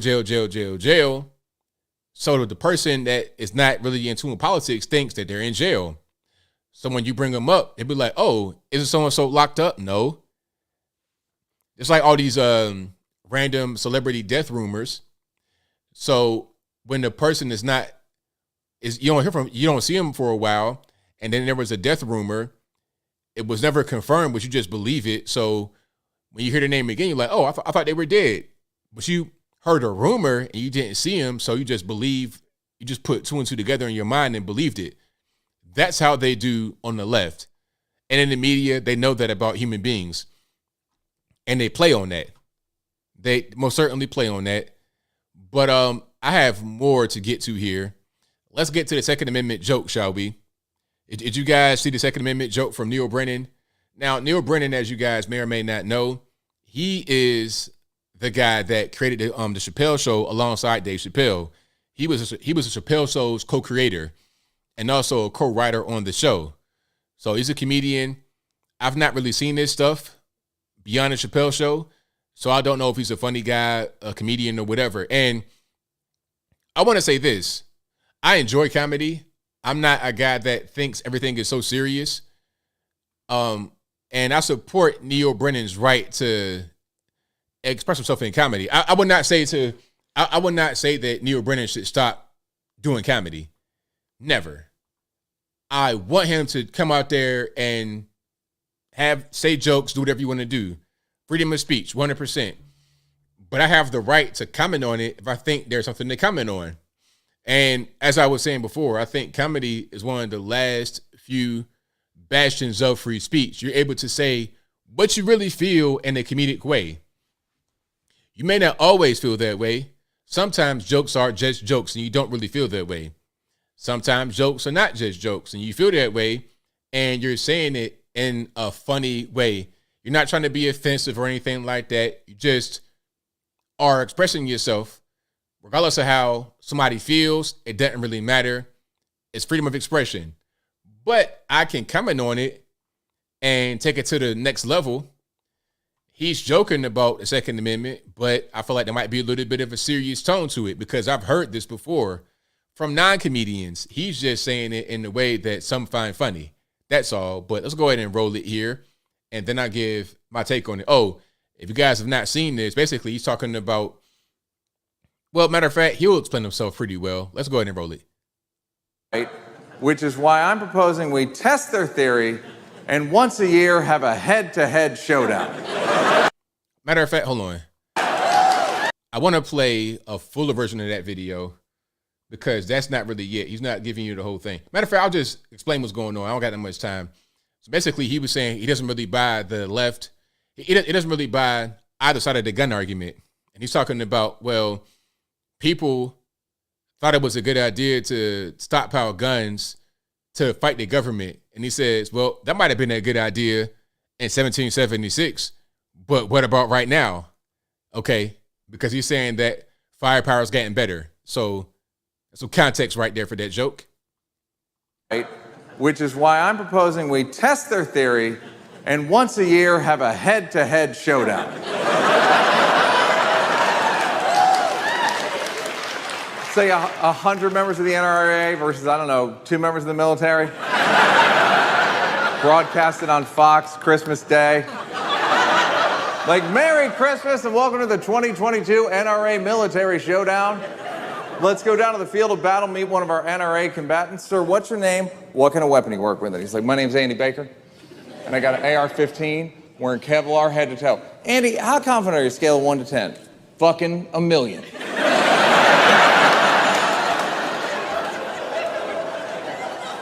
We're gonna check in with the military real quick, and they cut to one guy by himself in a bunker, and he's like, my name's Staff Sergeant Jeremiah Walker. And they're like, Jeremiah, what kind of weapon do you work with? And he's like, look, I don't know if this is fair, but I'm working with a drone.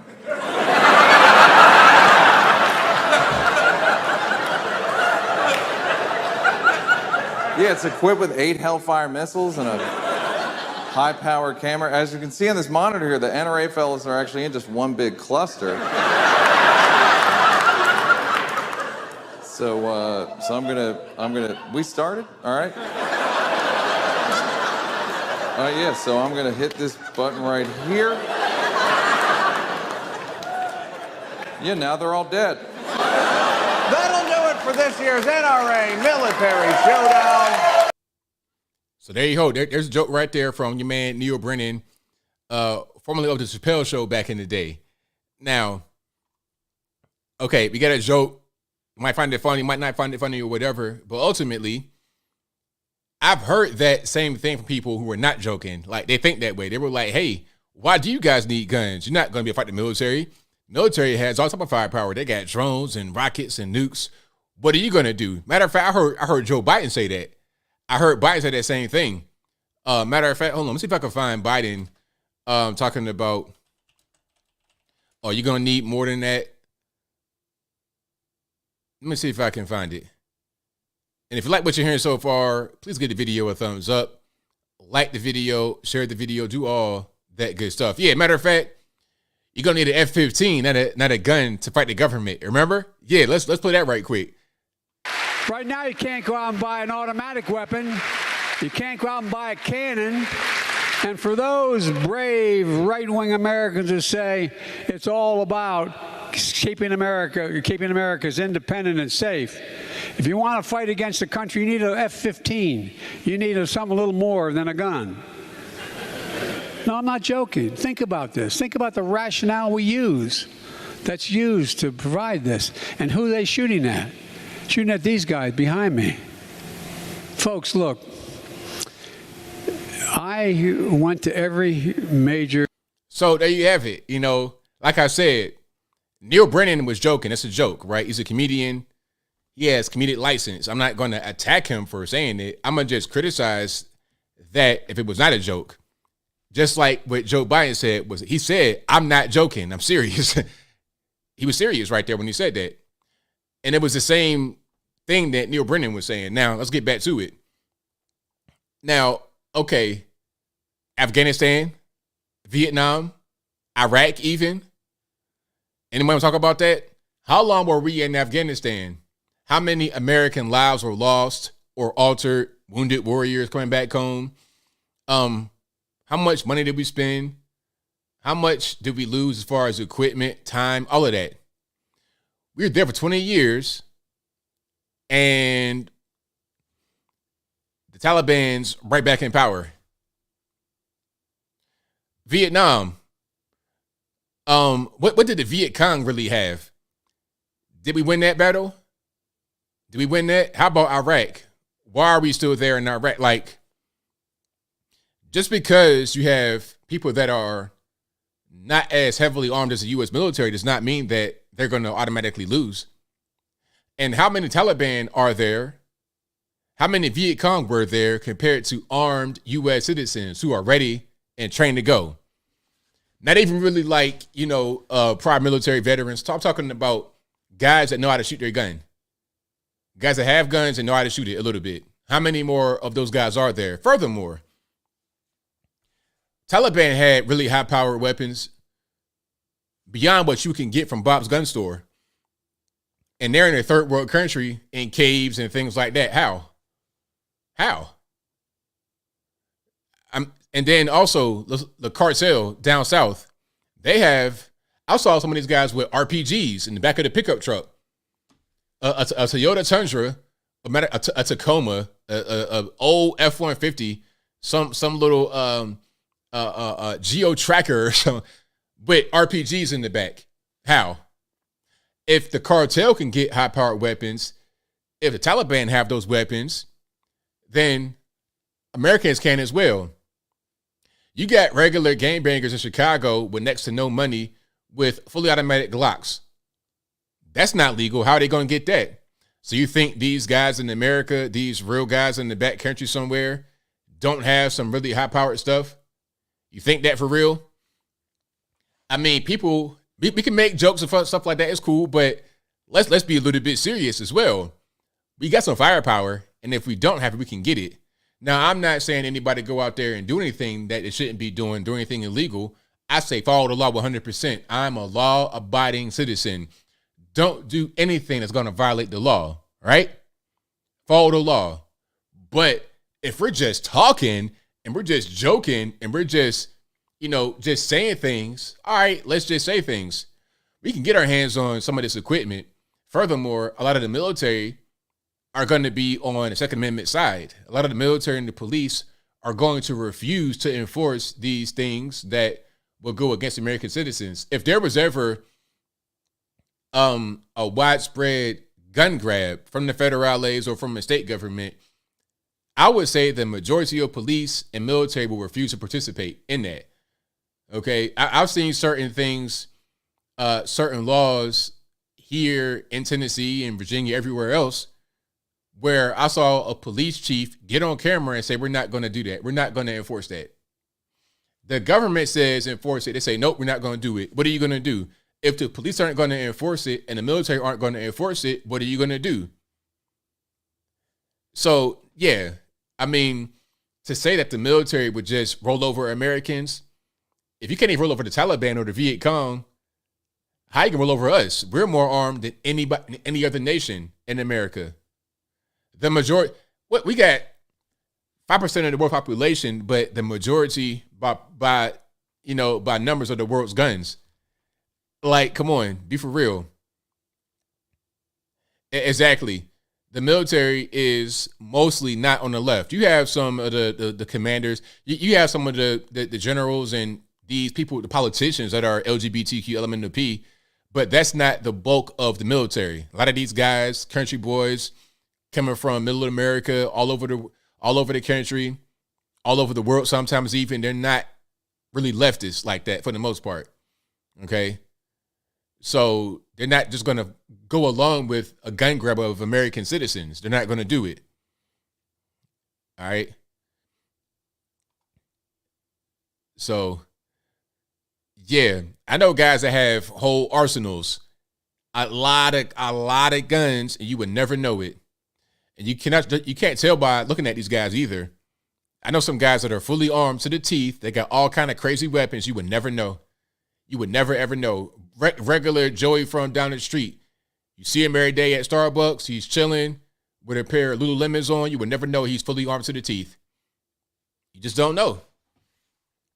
You know, and these guys are responsible. They won't hurt a fly. They'll be nice. They'll be your best neighbor.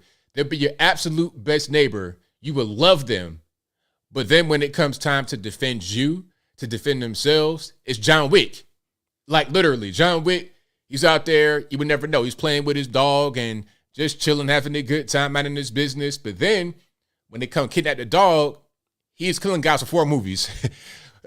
Before that, you would never know that he's into any kind of nonsense. But then a switch gets flipped, boom, he's in action. People take safety in this country for granted. People take a lot of things for granted. They take peace for granted. We had it for so long, they took it for granted. But then when the peace gets disrupted, things can change for sure. Absolutely. All right. So yeah, shout out to all American citizens that are armed, trained to go, ready to go. In case things get a little bit weird, you're ready. Shout out to you guys. Again, I don't condone any kind of violence. I don't condone anything getting crazy or, I don't condone that. However, I know that things can get weird. Things have gotten weird, and I support anyone that's prepared to deal with the weirdness. But if you like what you're hearing so far, please give the video a thumbs up, like the video, share the video, do all of that good stuff. That'll help me out tremendously. And we got a whole lot happening. I guess everything I wanted to get to. Is there more videos? Are there more videos? I think I got everything I wanted to get to. I'm going to see if there are more videos, and then we get to super chats, and then we get to the calls. So y'all hang tight on that. There's a whole lot happening. We're going to see if Trump gets arrested. They're talking about they could reconvene tomorrow. I don't even know what's happening, but we're going to get into it. We shall get into it. Okay, I think that might be everything. Oh, here's a video I want to show you guys. So back to your man Fauci. Back to your favorite doctor, quote unquote, Dr. Anthony Fauci. Let's get to him right quick. All right. So Fauci was watching the inauguration of Joe Biden and started crying. And these crying videos, I mean, they're so fake. You guys are not really fooled. I'm not really fooled. These crying videos you see online, I almost never see tears. Almost never. I saw tears one time. I don't even want to play it because it was so sad. The one time I did see somebody cry for real was when on Dr. Phil, this dad was on the stage and his son came out dressed in drag. The dad broke down. I was like, man, that is so sad. But here's your man Fauci giving crocodile tears toward inauguration. As the Bible it's eerie that around this day, a year ago, was the first recognized case of COVID-19 in the United States.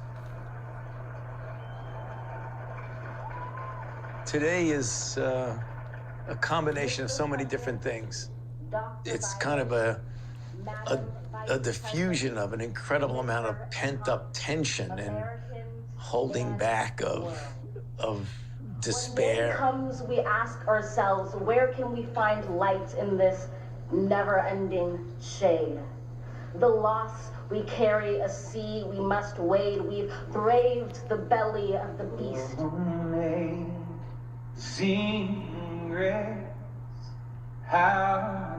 The stress of the fact that you're responsible. So is that him crying right there? Is that his crying face? I mean, I can't really for tell. Something that's killing a lot of people. 400,000 individual people. So the lip quivering, but again, that face is dry as dry could be. You're talking about sandpaper. You're talking about Sahara Desert, straight sand. I don't see a drop of moisture. People were seeing their loved ones dying without even being able to be near them. I once was lost, but now I'm found. Yeah, I'm not really convinced. I'm not convinced. These people are not very good actors. Stick to just collecting DC checks. You know, Fauci wants to be this guy that's on television. He wants to have that fame. He wants to have that, you know, that notoriety. But for real, I'm not convinced, man. You need to go get some British actors training. They can get you trained up real well. All right, because them tears did not formulate at all. I'm not convinced. Do better job at, you know, the crying game, because that right there was not it at all. That wasn't it. Not in the least bit. All right. And I got one more video for you. This is from France, if I'm not mistaken. So there's been protests and whatnot in France. And I think they literally did the "this is fine" meme. You ever seen that meme of the little character inside the house and it's burning up? He's like, "Oh, this is fine. It's all good." They literally did that in France. So let's check it out right here. Excuse me. So they're in this restaurant eating like ain't nothing going on. And there's fires raging outside. Anybody worried about that? I would think, you know what? This might be a little bit too close for comfort. The fire's right up on my back. I'm not trying to get trapped in this restaurant. I need to go ahead and bust through the window or something. That's a little bit too close, what you think. little teeny bit too close. But hey, I guess it's just like whatever. Another nice day in Paris, I suppose. Not really a big deal. Fire's outside. Ain't nothing going on, I suppose. It's fine. It's totally fine. So yeah, shout out to, and here's the meme I'm talking about. This is fine. That's exactly what they just did. Somebody put the perfect. Absolutely perfect. Wow, the internet, you guys are crazy. You guys are totally wild with these memes. Yeah, normal for France. Ain't nothing going on. Just fires and stuff around. It's all good. Oh, here's a good one. You ready? C'est la vie. This is a life. Hilarious. Hilarious. But if you like what you're hearing so far, please give the video a thumbs up. Like the video. Share the video. Do all of that good stuff. That'll help me out tremendously. And we have super chats to go ahead and get through. Then we're going to get to the call. So the number to call is 434-658-1220. Again, 434-658-1220. I'll get to those in a minute after we do the super chats. Thank you for your patience in advance. Thank you to Nick Corio, who says, hello, my dear friend. Have you heard of Sigma with the deer emojis? Thank you for that. I appreciate you. I've not heard of Sigma. I'm not sure what you're referring to as far as Sigma is concerned. You're talking about the Greek letter? You're talking about the Sigma mindset, like Sigma, Alpha, Beta? Like, what are we talking about? Thank you for your donation. I appreciate it. Thank you to Araya Public Insurance Suggestion, who says, did you see where Philadelphia is giving reparations to BLM protectors that were arrested for emotional distress in the amount of $4 million? I did not see that. That's crazy. That's totally crazy. Really? Hold on. I'm going to look that up. I might have to do a video on it. Reparations BLM. Let's see if I can find that. Okay. I don't see that there. But I may be able to find it. All right. Thank you to Michael Critchlow, who says, did you change your mind about posting on Rumble? No, I didn't. If there's anything from me on Rumble, it's not me. So I've not even really been on Rumble to see. So are you guys seeing me on Rumble? I don't have anything on there. Let me see if I can find myself. Okay, let me see.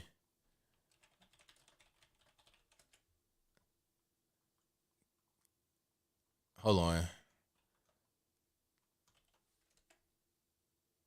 Yeah, I'm not on here. I guess somebody has put my videos on here. Yeah, but that's not me. Murtek, I don't know who that is. That's not me. All right, thank you to my site, who says, always have a sister up front pushing some garbage. Exactly. Thank you for that. I appreciate you. Thank you to Lowell, who says, grapefruit lowers blood pressure. Heart docs still tell patients to avoid it and take meds instead. Exactly. Yeah. Don't take grapefruit to lower your blood pressure naturally. Take my medication because I make money on that. When you take the medication and I prescribe to you, I get paid. That's how that works. Yeah. Give my kids a college fund rather than using natural remedies to help yourself. Ginseng and stuff like that also lowers your blood pressure, but different story. I digress. Thank you to Infiction, who says, TikTok lady, keep my husband's name out your mouth. Thank you to Archangel 3, who says, great stream, much respect. Thank you for that. I appreciate you. All righty. So let's go ahead and get to the calls. The number to call is 434-658-1220. Again, 434-658-1220. Also, PSA, I was on Twitter saying this as well. You guys, please change your home's air filter and also your smoke detector battery. I don't want to hear no beeps on the phone, no chirping on the phone. I don't want to hear any of that. Please change all that stuff. You want to have good air to breathe in your home by changing your home's air filter or filters. I have two in my house. I have one right there upstairs where I am right now, and then one downstairs. And then I also have the people that service the furnace coming twice a year to make sure everything's good. I'll sell some in my house. I don't want to have no air problems in the home. You know, I was seeing during the scandemic, people would have these filthy ceiling fans, all kind of dust caked on, a black air filter, and a mask on inside the house. It's like, look, that mask ain't doing you no good because you breathing in all the garbage from your house. All your furnace is messed up. Your air filter's messed up. You got dust everywhere. You don't vacuum. You got all kind of just mites and creepy crawlers on your airways. Your pillow is crazy. You got an old mattress. We need to do better things to take care of ourselves that are in our home every day. Mold everywhere. Get that stuff out of there. Live in a clean environment, please. But I'm a neat freak anyway, so I'm just like that. That's just me. So don't even get offended. That's just how I am. All right. Let's go ahead and get it rocking and rolling. The number to call, 434-658-1220. Again, 434-658-1220. And there's also a Skype email to call in through that. You could be right here, bottom left-hand corner of the screen, talking about whatever's going on. All righty. So let's go ahead and get it rocking. 904, you're on the line. Who am I speaking to? Hey, ABL. Good hearing your voice. I wanted to ask a question for the fans and take a step away from the political stuff for a second. I wanted you to tell us about your experience with computers. I know that you mentioned this before. How many computers have you built? Do you run your own website? And what are your favorite YouTube channels to watch? And one final question, what are your thoughts on AI? Okay, I'll answer those. Thank you for the questions. Yeah. All right. So I'll answer his questions offline. Oh, off the the call. So I've built quite a few computers. I started building computers back in like '04. I started building computers. Maybe '03, '04. And I'll never forget. This is back when Newegg. I'm not sure how long Newegg's been around, but I was on Newegg way back in the day. And the way I started building computers was I would take towers I already had and just upgrade them. Because I was thinking like, okay, why can't I just, if I need more space on my hard drive, I can just get a new one and put it in there rather than having an external, put a new one in there. So I started just upgrading my computers. And then I would do that for people. Back when we still had CD drives, I would replace a CD drive with a DVD burner, DVD-R, stuff like that. Because I was at the time I was burning CDs, so I put it in a brand new DVD and CD burner combination. I used to get 100-pack of TYs, Tower Udins. This is way back in the day. This is like early 2000s I was doing this. So back in, I think, '04, I built my first rig ground up with parts from Newegg. And I'll never forget, I was getting these parts, and then the delivery guy was like, hey, man, what you doing? You building a computer? I was like, yeah, man, building a computer. And I built a few more. I sold a couple of them that I built to people. I upgraded a few people's computer just because they're my friends or something. I think I built maybe 8 to 10 PCs in my life. I'm not really sure. I have this one right here I built, and I got 2 more in the closet that are kind of like, I have parts in them. It's like having a shade tree mechanic where it's a bunch of cars that aren't really working all the way, but you took parts from that and parts from that and put it in there. So I built quite a few in my day, probably about 10. And I've sold some. And my favorite YouTube channels, we're talking about tech stuff. I like Linus Tech Tips. That's about it as far as tech stuff. I like MKBHD, of course. Flossie Carter. I like their cell phone and watch reviews. Like digital, like Apple Watch. I got an Apple Watch and all that kind of stuff. And I forget the other question. But yeah, my YouTube channels, PCs I built, and yeah, if he had more, I forgot it. I did sell bootlegs back in the day. I had the Star Wars movie. Remember the Star Wars? Like I had the Star Wars movie when it came out. I was tempted to go into the line with 10 TYs already pressed, ready to go for like $10 a piece. But I was like, I ain't trying to go to jail over no Star Wars movie, so I'm gonna just not do that. I was selling them at my job. AI. I think AI has been around for a long time already. Really, AI, that's called autocomplete. Like if you are using your phone and you're texting on a fully flat screen without the raised thing, even with the raised thing, you have autocomplete. That's AI right there. That's a form of AI. Now, AI can be helpful, but it can also be harmful. We need to keep a tight rein on it and not let it dominate us. Because if we do, you're going to have humanity become more obsolete as time progresses. They're talking about having artificial wombs. We're going to get to the point of the Matrix. Maybe that's inevitable. Maybe the end of humanity won't be an asteroid or a meteorite or whatever they want to call that. It won't be that hitting the earth and just killing everybody. It'll be we gradually phase ourselves out as humans. But that's kind of deeper than what I wanted to do right now, so I digress. All right. So, yeah, shout out to my man for the calls.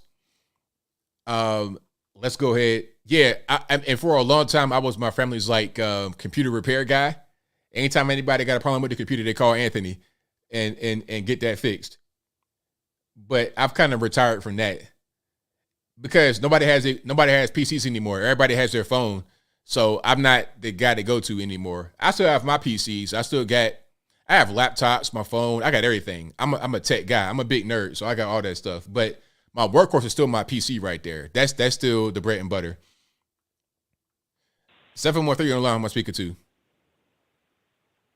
Oh my gosh, ABL. Yes, indeed. You're speaking to Haley. Oh my gosh. Okay. Oh my God. I just want to let you know beforehand. I've been listening to you since I was 25 years old. I'm now about to be 28 in September. Oh my gosh. I found you out first through Brandon Tatum. Oh my gosh. I am literally so happy right now. So I have something quick to say. It probably has nothing to pertain to what you spoke on tonight. I always listen to you when I'm working in the mornings. I work at Raising Cane's, and I listen to you when I'm doing prep work. And I just had something personal to kind of ask you.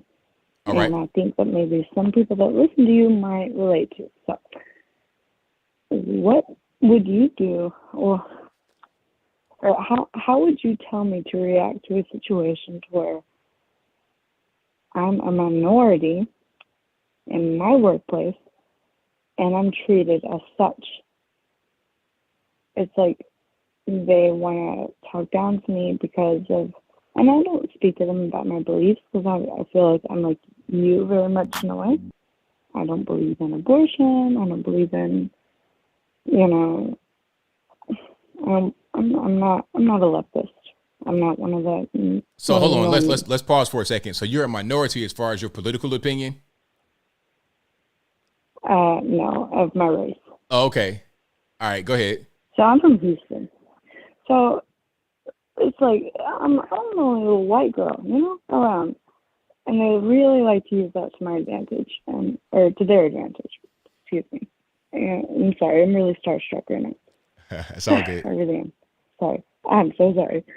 Okay. Oh my God. Oh yeah, I was like praying to God you'd answer. Oh my gosh, this is crazy. But it's like, they're like, hey, she's a little white girl. Like, and I don't say anything about my political views, but they would like say, well, you ain't cool like us, or da. But it's like, I talk the same way they do, and they call it Southern, but I'm like, y'all are Southern too. Why do you guys have to treat me crazy? Like, why is this society like this right now in these times? And I'm like, I don't know. And then also, Raising Cane's is going through a nationwide shortage with all of our product that we get. And I've had ABL, oh my gosh, I've told this to only one person. I said, so one lady, she came up to me when I was taking her order, and she goes, yeah, well, Trump's getting arrested in a couple of days. And I was like, okay, because she assumed that that's what our shortage was about our presidency. Or I don't know, she obviously, normies get it twisted. But she was basically saying that something about Trump, and basically if he was getting arrested, he had something to do with the shortage of our supplies. And then I also had a Republican come in and be like, Trump 2024, this is why you guys have a shortage. And I just looked at him, I was like, you're kind of stupid too. Like, you guys on both sides are acting really stupid right now. What does Trump have to do with this? But also too, I'm just like, I don't know, just sometimes I feel like, I don't know, I just feel like some people just look at people and they think it's okay to treat them racist and say racist comments to them. But, like, even in the workplace, and then they come back to me and say racist things, and I'm like, how is this fair? I'm just very conflicted. I mean, and it's random. It's not much. You can't really do too much, really. I mean, if you're in a workplace where it's not really, you don't feel like you're welcome, or they're racist or whatever, I mean, you can leave the workplace. You could try to like escalate it and make it be a thing, but you probably don't want to do that. You probably just want to go find somewhere else. Yeah. Now, I got a question. Now I have a question. Like, what state are you in? I am in Texas, Houston. Okay. I mean, if you're going to be in certain parts of Houston, it's like that. You might want to kind of go outside of Houston, maybe even go to Dallas and just find a better place, because some places is going to be like that. Urban environments, they're not going to be too welcoming to outside people that they think are outsiders. You might not be, but they think that you are. That's just kind of how it is. Like me, if I go to Atlanta, I know where to go and where not to go. There's certain places more inviting than other places. People want to go right to Buckhead, Midtown. I'm not really trying to go in Midtown too much because you got a bunch of LGBT stuff out there. I ain't trying to see some big, I ain't trying to see some big 7-foot drag queen when I'm trying to eat my sushi and whatnot in a restaurant. You know what I'm saying? I'm gonna go over there where that's not really present. So you got to go where you are appreciated and not just barely tolerated. That's what I would say to you. Well, I appreciate that. I know it was a very random question, but when I was calling you, I was praying to God that you'd answer, and then I just had to pray for him for a question to ask you. So I appreciate your response. Thank you for your call. Definitely appreciate you.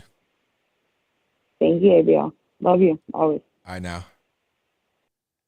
So a great call. Yeah, I would say go to where you're appreciated, not just tolerated or not at all tolerated. Like I say, I go to Atlanta.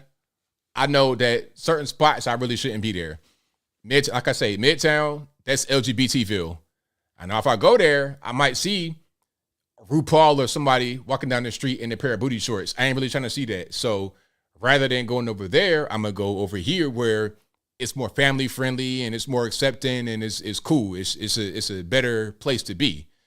You know, it's just that simple. All right, let's go to 775 here on the line. Who am I speaking to? Hey, ABL. It's Alex. I'm over here in Reno, Nevada. All right, man. What's going on? Nothing much. I got off of work and I prepped up dinner listening to Tim Pool's podcast that was live. Should be ending shortly right now. I just want to say, I want to thank you for all the hard work you've been doing. I've been watching your episodes or listening to your episodes while I work at Walmart. Well, I'm glad you're listening in. You know, glad you can, have it on in the background and still do your work. Yeah, I'm at home right now, but I just got to ask, do you think the culture of this nation is falling apart right now? Because as I hear it right now, we got multiple fronts that we're battling in the LGBTQ community trying to push gender affirmation surgery or gender mutilation. And then, of course, we got the Donald Trump indictments. And then it is just crazy with what's going on in China and Russia right now. So is your question about like the current culture in the U.S. or like in the whole world? Like, what do you mean? Well, mainly in the U.S. because it looks like we got sidetracked and trying to figure out where we stand. We're fighting each other. I mean, yeah. What do you think will be the best solution trying to bring back together our community of the nation? Well, I think a lot of what's going on is kind of overblown. Honestly, I think the media has a big hand in making the cultural battle scene more than what they are. If you just go out there just in the street, just dealing with people, it's not as bad as what it would seem on television. Now, I would say there is an issue, but it's not as bad as what it is. And I think the way they kind of get beyond that I'm not really sure.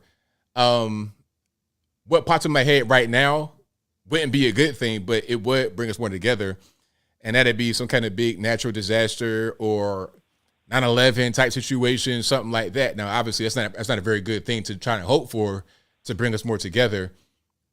But I think if we put out more positivity on platforms like social media, television, or whatever, that could help in our image, and it could kind of calm things down that way. Because a lot of what we see is just the media and the politicians stoking the fire. But your regular everyday people aren't quite that way. If you're not plugged in social media and television, you're not really going to understand all this stuff. Right, because that's what I see. Because when people say blame the government, that's just a clumped up term. Because what that is just we got Republicans that are being too spineless to stand up, and we got Democrats shouting too loudly, and the people that do fight are just pushed off to the side. Because it is the culture of politics is now ingrained into the young adults, and they're afraid to speak up when, because I'm Republican, I've been voting Republican. I voted for Donald Trump for his second term. Of course, he lost, but I never voted when he made it to presidency. But I'm not really afraid. I just don't want to be part of that. What's the word?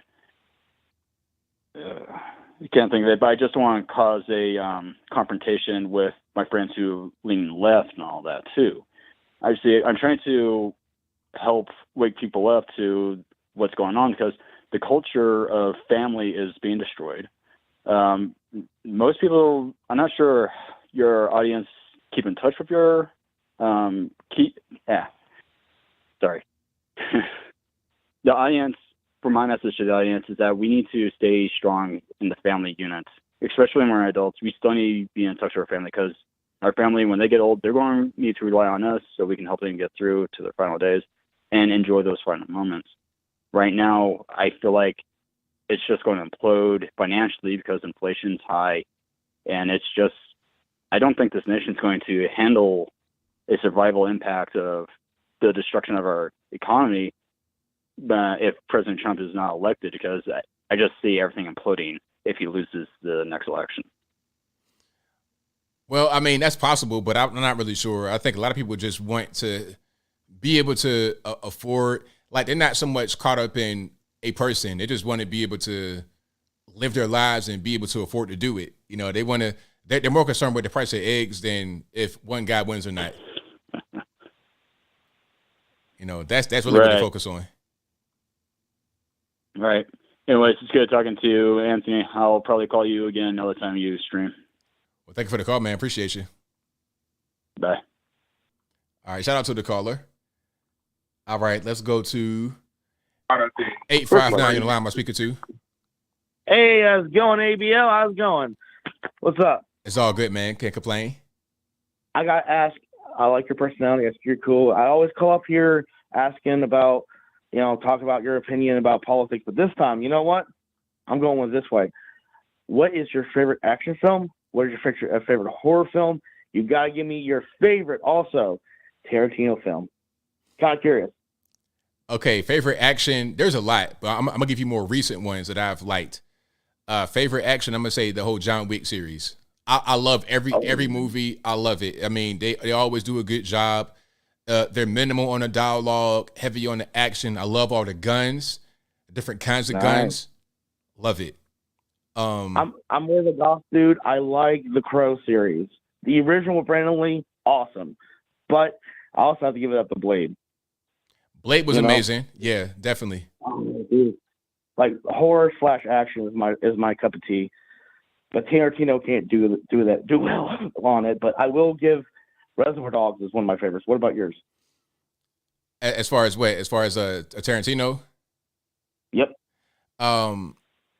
Django. That was probably my favorite. Django Unchained. That was an awesome movie. I've seen that one. Pretty awesome. Also, I did like Pulp Fiction a little bit. That was a good one too. That was on my mind as well. You know, I was watching that the other day. Ving Rhames, the whole medieval comment, amazing. Nice. I did once upon a time in Hollywood. That one was pretty good. That one was pretty amazing. The ending was insane.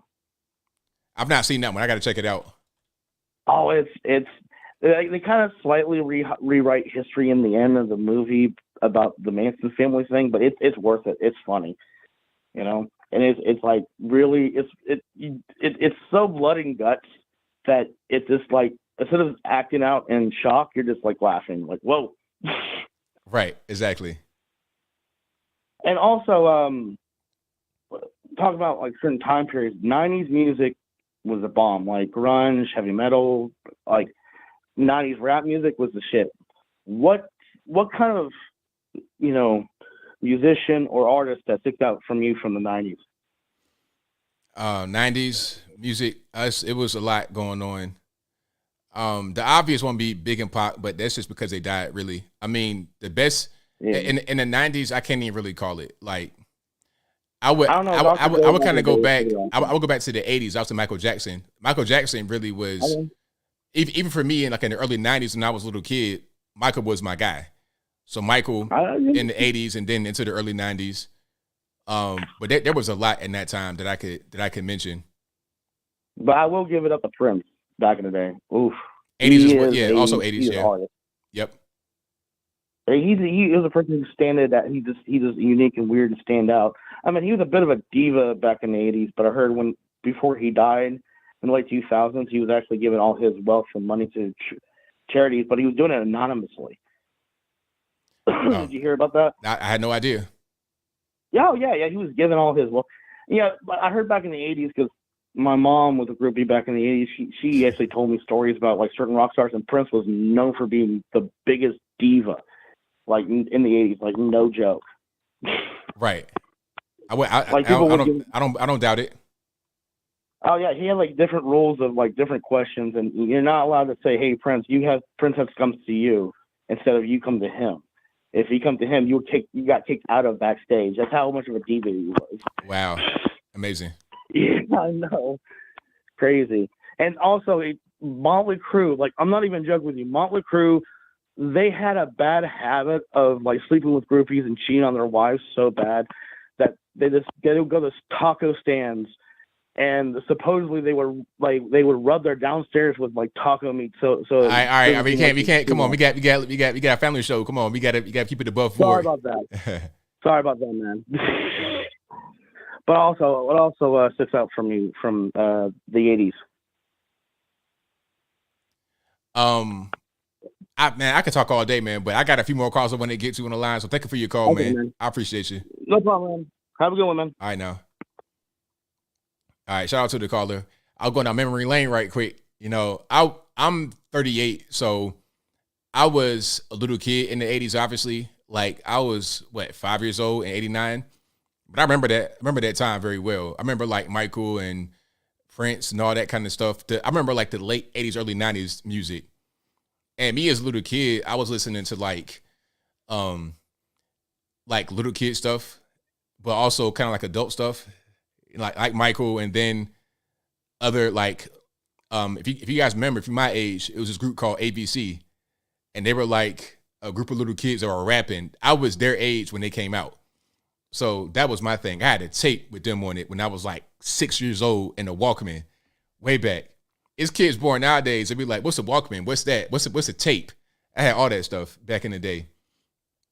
All right, call who's speaking to 757.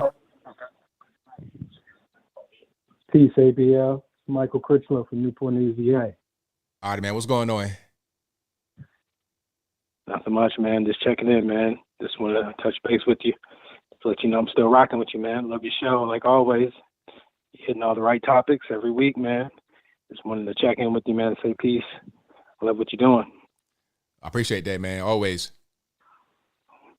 Hey, check it out. I got a question for you. All right. So correct me if I'm wrong. So you a Virgo, right? Yes. Okay.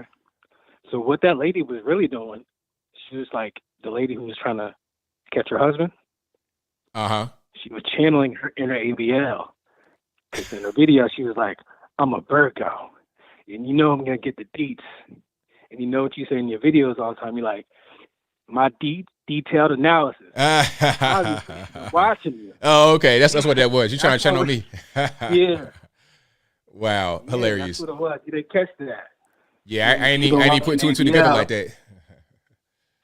Yeah, she been watching ABL. She was like, I'm going to get this detailed analysis. I'm going to get back to y'all ladies. All right. And what happened was it just blew up in their face. You know what I mean? See, that made perfect sense to me. I ain't even put it together like that.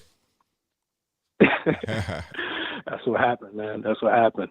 Hey, what's the latest on that meetup, the ABL meetup, man? We got to do that. VA, Virginia Beach, right on the strip, man. Do it out there. That would be good, man. I need to get on that and really just see if we can make it happen for sure. Because that would be good. Like down the beach, especially. That'd be fun. Yeah, man. Oh, I know you rock with the Plaza Azteca too. Oh yeah, definitely, man. That was the spot when I was there. All the girls want to go Plaza Azteca. That's where they want to get the margaritas and all that. Yeah, that was definitely the spot. Exactly. Yep. Exactly, man. We could hit up. We could all go to the Plaza Azteca right off of Granby Street, man. Right in Norfolk. Boom. Right in the heart of everything. That's perfect. That's where I go really when I go visit Virginia. That's where I stay. I be right there, like downtown Granby, downtown Norfolk. That's pretty much my spot. That's what's up. You know they're having the Chicken Wing Festival this weekend, right? Oh no, I didn't know that. Where's it? Is it going to be on downtown or somewhere else? On Waterside. Oh, okay. Well, right downtown. Yeah, it's right there. They got to do something right there because there ain't nothing else going on Waterside. For real, yeah, for sure. But nah, man, I just wanted to check in with you, man. Said peace, love you, man. Keep doing what you do, man. Keep bringing that real news. Thanks for the call, man. I appreciate you. Take care. All right, shout out to the caller coming all the way from Virginia. Yeah, Waterside. When I was a little kid, man, Waterside was so amazing. Downtown Norfolk, right by Town Point Park. Waterside was great. You go in there, it was like a mall, like a small mall. Had like little mom and pop type shops. They would sell kind of like little jewelry. Had little small restaurants. That's where I first got vinegar fries. If you never had them, way back in the 90s, you would go on the Waterside and you could go to this little restaurant. They give you this little basket of fries that had vinegar and salt on it. Oh, they were amazing. Even still to this day, when I go to a restaurant, if I'm in like a little casual spot, I get a burger and fries or something like that. I'll be like, hey, do y'all have any vinegar? Can I get a bottle of vinegar for the table, please? And I start pouring the vinegar on the fries. The girl gets scared. What are you doing?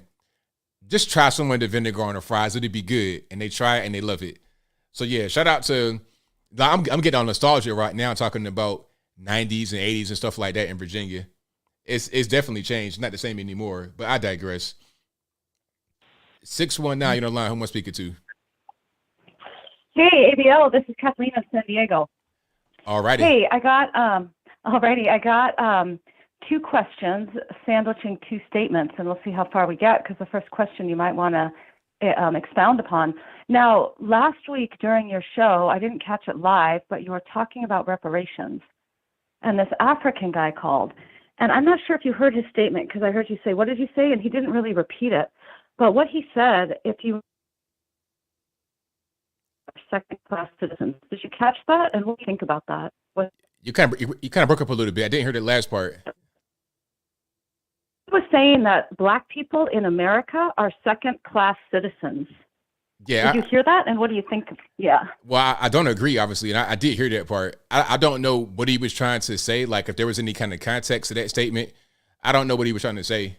Oh, her line hung up. I don't know what happened. I didn't hang up. My hands are right here, and promise I didn't hang up. But yeah, I mean, I don't agree with that statement. I think he was trying to say that because he wanted it to be like, okay, we're second class citizens, so to become first class, you got to get reparations. I'm not really sure what that is all about. I don't subscribe to that, and I think if you do subscribe to it, you could become second class citizen regardless of what your race is. Excuse me, but I don't subscribe to that. I'm not a second class citizen, so I don't buy into that at all. And she's talking about Ivan. Ivan is some kind of like Panamanian or something, like a Black Hispanic, basically. Let's keep on going here. The number to call, 434-658-1220. 504, you're on the line. Who am I speaking to? Hey, ABL. It's Alien Spaceship. All righty, man. What's happening? All right. So I agree with you and the other caller about the reparations. I think that it is wrong. And do you feel it's racism towards whites in any way also? I didn't hear that. I didn't hear that on the first part. On my end? Yeah, you were talking about Okay. So with reparations, do you feel that it's anti-white against white people also? No, I don't think so, because ultimately they're going to try to make everybody pay, including Black people and Asians and everybody else. So, I mean, I guess some could see it like that. They could see it as a thing that is meant to maybe offend white people, but I don't think that's really going to be what it is. I think that now, if you were if you were to say something like, well, whites are the only ones that got to pay, that'd be something different. Then I would say yes, but in its current form, I think it's just dumb all the way around, because Black folks got to pay too. So, yeah, that's my viewpoint on it. I totally agree. I mean, I think maybe some of them feel they're getting back at the government or the white people, in my opinion. But in reality, everybody's going to pay for it because all the government's money comes from the taxpayers. Exactly. That's part of the reason why I'm against it, because it's like, yo, all you're going to do is just raise taxes that I got to pay. So why would you raise my taxes to then go pay for this? And even if it wasn't my taxes that got raised, then you're not just going to raise white people taxes. You're going to raise everybody else's except for Black. And then that'll just be racist in favor. It just, the whole thing, it's not really thought out very well. There's not a really big plan behind it because they don't intend on actually doing it. And that's my whole point. They're not really going to do it. It's just a promise so they can say they're doing something when in reality they do nothing. Right, right. And I have, many people I know, my area that are black, and they don't agree with it either. And I do think it also divides people, and that's what they want. In the end, the people that are going to benefit are the people that are pushing it, the politicians and stuff. Like with, BLM, they got all that money and the black community didn't get anything. Right on. Right. And also, you're mentioning the Viet Cong. So, yeah, the Viet Cong, they weren't really they were primitive, but they were able to, with guerrilla warfare, they had tunnels underground and stuff. They were able to secure their communist revolution. They were able to have it. And I've heard some people say that we did win the war and then we backed out at the last second because of the Democrats. But, it would be something I would like to look into. But so there's mixed reviews on who really won. But yes, they were able to have their communist revolution and they took over the whole Vietnam. Like in Korea, they just had two sides. But in Vietnam, the North went all the way and took over the South part. Gotcha. Okay.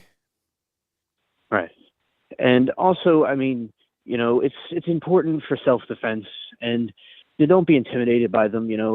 Don't be moved by them. It's like the Americans were able to break away from England, and these other some of the terrorist groups in the Middle East, did a lot of stuff. So I'm not going to be intimidated by them of what they say. And also, it's good to defend yourself against someone trying to break in your house, and especially the incidents with Antifa going in those neighborhoods and stuff. That's the perfect situation to bear arms. Absolutely, 100%. And I think that people that have a little bit of common sense understand that you got to protect yourself out here in these crazy streets. Yes. I know in New Orleans it's like that. It's getting worse because of the mayor, and she was from California, and it's going worse and worse. And my little area is, thank God it's not that bad. But yes, there's surrounding areas. It's getting more and more violent. My area is more like rural. It's kind of like country a little bit, but it's still in the city. But yeah, so basically, that is that. And with the Fauci thing, I think he seemed kind of racist towards the blacks, and their whole agenda is racist towards the blacks. Like they're going and just singling out the black people, saying they have AIDS and we're going to give them these vaccines and help them out. And they're getting lectured by the white liberals, and they're going to get all kinds of stuff injected into them, and they want to be, it's just stupid. Yeah, that was crazy when I saw him talking about AIDS. It's like, AIDS, how did we get here talking about that? Like that was really a pretty surreal moment watching that video from earlier. Yeah, and as I said, they say they're against the white people. Well, they're against what the white people have done and whatnot, but they're taking orders from the white liberals, and they're doing the thing they say they're not doing. Like they're programmed to listen to them. Right on. Right. Yeah, I remember when I was young, I grew up, in the 2000s, and to me it was similar to the 90s and stuff, and it was good times back then. It was much culturally better. I like the technology we have, but it was culturally better than TikTok and stuff people have today. Yeah, there was less kind of crazy stuff like that was kind of floating around. That the culture wasn't so degenerate. Exactly. And, I believe, I strongly believe America will rise from this and we'll have a great comeback. And I don't think Trump will be arrested. I think it's a big, we'll see what happens, but it's a big, distraction. That's what I think about that. I think you're right. I do believe you're right about that. Right. And I did my live stream and thanks for the help, the tips you gave me, and everything went well. Oh, that's perfect, man. Sounds good to me. All right. And that's all I have to say. Have a good night, and thanks for taking my call. Thank you for the call, man. Appreciate you. Goodbye. All right. Shout out to my man for the call. Let's keep on rocking here. All righty, Les, what's happening? Hey, Bill, how are you? Everything's good. Can't complain about yourself. Good. Thank you for asking. So I wanted to go ahead and make two quick comments. One is going to be about the Uganda situation with their bill. Yeah. Wonderful. And the way he carried himself and he responded in the interview he had that you showed the video of was just it was like the best way he can put it in reality. So it's to each their own. And in reality, a lot of these laws and maybe policies are trial and error, but allow the countries to do themselves without anybody else getting involved. Right, exactly. It's like, let them have their own laws, let them have their own culture, and don't try to interfere. Let them just be independent. Correct, because you're right actually. I mean, out there in the Middle East, if you ever try to pull something like that, you get either stoned to death or you will be put in jail. So you are right. Absolutely. That, and I wanted to also comment on the Fauci documentary thing. So I found it odd. I mean, well, not really. I mean, come on. How many times have these individuals either wrote a book or pulled out some type of a documentary so that I guess they can prove a point? And the thing is that I found it just as strange that they allowed conservative. The gentleman that came on and pretty much spoke against their narrative on the documentary, and like I said, I found it strange, but at the same time, ABL, don't you think they were trying to prove a point because their minority supporters can then look at it like, oh yeah, look at all the people that are there saying, yeah, I did my part, not only for myself, but to help all our fellow Americans here in the country. And then you have this individual that speaks against the narrative that now they want to label either, how they label us what, all these horrific names, including, people that go against the science and all this stuff. So I think in reality, that thing, I mean, in that situation, I think they were just trying to prove a point to their minority of their followers. But other than that, ABL, that's honestly all I have to say. Wonderful show. And I wish you a wonderful night. God bless you till next time. And God bless the whole chat. The little Patriots want to say good night. Good night, y'all. Thank y'all. Take care, BL. Bye-bye. All right, now. All right, great call from Les as always. Shout out to the youngins for watching, and thank y'all for being here yet again. You guys are the best audience anywhere on these internets. If you like what you're hearing so far, please give the video a thumbs up, like the video, share the video, do all that good stuff. 207, you're online. Who am I speaking to? Hey, brother. I'd love a chance to talk with you guys for a minute. All righty, let's go for it. Yeah, what's up? Hey, it's all good, man. What's on your mind? No, I just want to talk on the host here. You're live on the show right now. This is ABL you're speaking to. Hey, bro. How you doing, brother? It's all good, man. Can't complain. That's what's up. So you guys can hear me. Aloha, bro. We hear you loud and clear. Hawaii. Oh, all right. Shout out to you. Bro, so I heard this really bad joke the other day, man. Kind of offended me. I wanted to share it. Can I do that? All right, be careful. We got little babies watching, so don't do nothing too crazy. No, I mean, it's kind of harsh, and I heard this, from a third party, but I was like, man, this is messed up. This stuff's going on around out there, but, I just want to hear it. Can I say it? All right, like I said, be careful. So they told me. Go ahead, though. Yeah, they said like this. They were like, yo, what's the difference between a turd and a black baby? Uh-oh. Wow. And I was like, bro, I don't know.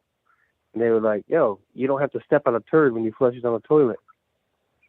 I was like, that's funny. Damn. All right. I don't. Sorry, you got to go. I don't really get it.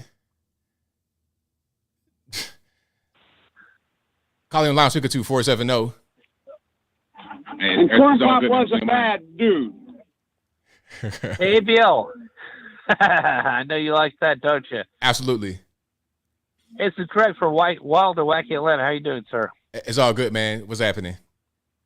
Okay, well, I'll tell you what's happening. A lot of violence here in Atlanta. A lot of Biden inflation. You know how it goes. Yes, indeed. But but seriously, you're talking about Fauci earlier. A lot of people, they overlooked the fact that he was involved in these hideous experiments against beagles. Yeah, the dog experiments back in early October 2021. Yeah, I remember that. That was really weird. Yeah, he experimented on 44 beagles. He cut their vocal cords so they couldn't scream and cry. And he stuck their heads in bags filled with sandflies to eat their heads off. It's disgusting. These are like Josef Mengele experiments. You know, the doctor from the notorious doctor from Auschwitz. That's right. Just the same, the exact same. It's a lot of parallels between them. Yeah, about 2.5 years ago, people were getting these disgusting tattoos with Fauci on their arms, worshiping this guy as if he was Jesus Christ. It's disgusting. Right. Yeah, so I just don't get it. How people can still like this guy and worship him. You know, that black guy that was talking in the neighborhood to the crew, the film crew, and Fauci, he was smart. He was right on. That guy was absolutely right on. He was why perfect. Take an experimental vaccine? It takes years to test out a vaccine, and why do it? You know. And I just like how they just walked away when they couldn't win them over to their side. That was hilarious. That was perfect. That was the best way they could have ended. And then he kept talking afterward. I was surprised they actually let that footage get out because that did not make him look good at all. I was too. Yeah. I was too. And he's a regular, just a regular normal guy, not even a doctor with a doctorate degree, And they're just letting them talk, and he's outsmarting these people that have degrees in science, allegedly. Yeah. But anyway, as far as Trump's concerned, I don't think he's going to be arrested. I think this is just something to push back against Trump, some resistance. But I don't think it's going to do anything. If anything, it is. It's his base is becoming more emboldened. I would want to vote for him even more. Absolutely. And they have to understand that they would do that. I think that's why he's getting some kickback from his own party, from his own side, because they know that too. There's like, all you're going to do is help him. You're not going to hurt him. You don't have anything on him. You won't actually get him locked up. But by going through this process, you're going to just raise his profile more than what it is. So you're defeating the purpose if you're trying to hurt him. Sure, you said earlier that the statute of limitations ran out for the charge that he was accused of, like after 2 years. Yeah, that's right. Like the whole thing about the improper declaration of the money. They're saying that's some kind of business expense violation, some kind of accounting error. That was 2 years ago. I mean, that was after 2 years. And so then they want to get him on. Ago, actually. Yeah, many years ago. Charge. So actually, if this case were brought up like 2 or 3, 4 years ago, it still would have been, the statute of limitations would have run out. So it still would have been a null and void case. Correct. Anyway. Exactly. So yeah, I say, Trump 2024, and I'm still voting for him again. So it's not going to discourage me at all. Yeah, it only makes me more encouraged to vote for him again. And I encourage everybody else out there who loves Trump to vote for him. America First, Trump 2024. I just upped my NRA membership. So, yep. There you go. There we go. All right, man. Hey, great. Thanks for calling. Sorry for talking to me. Good talking to you. Thanks for the call, man. Appreciate you. Have a good night. Thanks. Bye. All right. Shout out to the caller. Great call. 415 on the line. Who am I speaking to? Hey, you can call me Timmy the Time Traveler. All right, man. What's going on?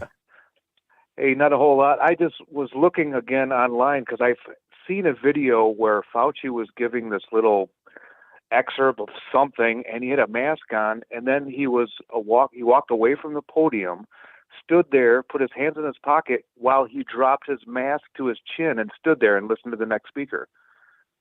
That was during the worst pandemic ever. So I tried finding that video, and it seems like they didn't even want people to find it. That's crazy. But, I mean, there was so much of that during that time. Like, I was skeptical already, just naturally skeptical. And then I would see so much of that during that time. It was like, you guys are not convincing me. You're trying to tell me that I need to go out and get this vaccine and whatnot. But I see things like that. It just kind of makes me double down in my suspicion. Well, I noticed something weird when I used to watch old 70s shows, and they would find a needle behind something and say, "What are you, a junkie?" Now they're almost making us be junkies. It's like, no needles, you need a needle for, like I said, to resuscitate yourself with adrenaline. Yeah, I'll take that needle to keep me alive. Or if I'm allergic to something, but it's like anything to get under your skin. And it seems like that one dude trying to tell you that stupid joke, I guess he was talking about abortions, flushing the baby. Yeah, but it wasn't earlier. it was just him trying to be shocking, because if you're going to tell a joke like that, it needs to be something that's actually funny. But when you just say things that aren't really funny, you got to try to figure out what it is, then that means that you just want it to be shocking. Sure. But now to go back in time, I didn't know that I couldn't capitalize on the name Trump when he was president. But I had a website I was trying to sell, and GoDaddy said, no, it has the name Trump in it. And then, of course, now here we are today, and it's like, why is the name, we can't capitalize on the name Trump? It's like they're really suppressing it. I couldn't believe it, because the name Trump is in the website, and they're like, no, you can't do it. They shut off Facebook, YouTube, anything that I would promote that on there. And it's spooky how they could just unplug you. Somebody said the internet's going to be unplugged soon because of some tragedy happened online, and then when it comes back on, we might have to pay a subscription for YouTube or give a rectal scan to be online, for all we know. Rectal. No. They're just saying like the new phase that they're pushing, like this coin, not the coins, but the CDMA, BCD, whatever coins, the centralized bank currency. Yeah. They said they want to have that be our money, but the internet has to be kind of like, oh shit, it went down because we didn't feed the hamster. And then once it comes back up, because I own domains, and I'm like, oh great. So what's going to happen when I have my website back up now? Do I have to like go through hoops to really? Were you vaccinated? No, you can't have a website. Oh, what? Yeah, man, it's crazy like that. That's kind of how they control things. It's really wild. But thank you for your call, man. I definitely appreciate you. Sure, you got it. Well, I say do your stuff now while you can. There cool. You go. Right on. Bye. All right. Shout out to the caller. Yeah, I mean, they do try to control a lot of stuff. Big tech, it's been like that for a while, especially during like when Trump was in office. It was really bad. It's still kind of bad now, but not as bad as it was at that point. 985 on the line, I'm speaking to. ABL? Yes. Hi, good evening. Good evening. Who am I speaking to? Angela, how are you? We're not going to stay long. We just wanted to call in and say we appreciate your show. We appreciate everything you do. And then my granddaughter wanted to say hi. Hi. Hello. She watches you all the time, so she loves your show. So I asked her tonight, so you want to say hi to ABL? She said, oh my God, yes. But anyway, we're not going to keep you. We appreciate you. God bless you. Bye-bye. Thank you for the call. I appreciate you. I love it. When the youngest call up, you got grandma watching with the granddaughter. Hey, that's amazing. It's you right there in the heart. So yeah, shout out to you guys for calling in and warming my heart right on up. 773 on the line. Who am I speaking to? ABL, it's your retired Chicago police officer friend. How you doing? I'm all right. Can't complain. ABL, I just wanted to quickly mention, did you notice that Fauci said that there's 20 years of science behind the research? Well, I mean, that's a misnomer, because 20 years of science doesn't mean that there's 20 years behind the vaccine. I mean, every scientist uses their experience of science to develop the vaccine. So yeah, 20 years of science and an hour and a half developing the vaccine and getting it out there. I mean, it's ridiculous. They use these words to kind of trick you a little bit. I mean, George Carlin is famous for talking about the way, words have been used over years and years and changed and softened and everything else. 20 years of science does not mean that, the vaccine has that much development. So that guy was 100% correct that he doesn't want to be shot up with a vaccine that hasn't been tested. I mean, here's the thing. There's 20 years of science if not more, and there's 50 years of science or 100 years of science behind trying to cure cancer, the different cancers. And there are tests that have gone on for years and years for cancer research that have helped some people, but then over time they find out, well, wait a minute, it does this, it does that, it helped these few people, but it didn't help these others, and it developed this, and they don't put it out there. So they're not fooling anybody, at least not the well-informed. They're not fooling. But who do they fool? They fool people that are not informed, that want to trust the government. And I understand wanting to trust the government, but, you can't. You have to be skeptical. You just can't go in blindly like that one woman was saying, I'm going to put my arm out. I don't care about the ingredients. I don't care about anything. I'm just going to get the shot. Well, good luck with that. Good luck with that.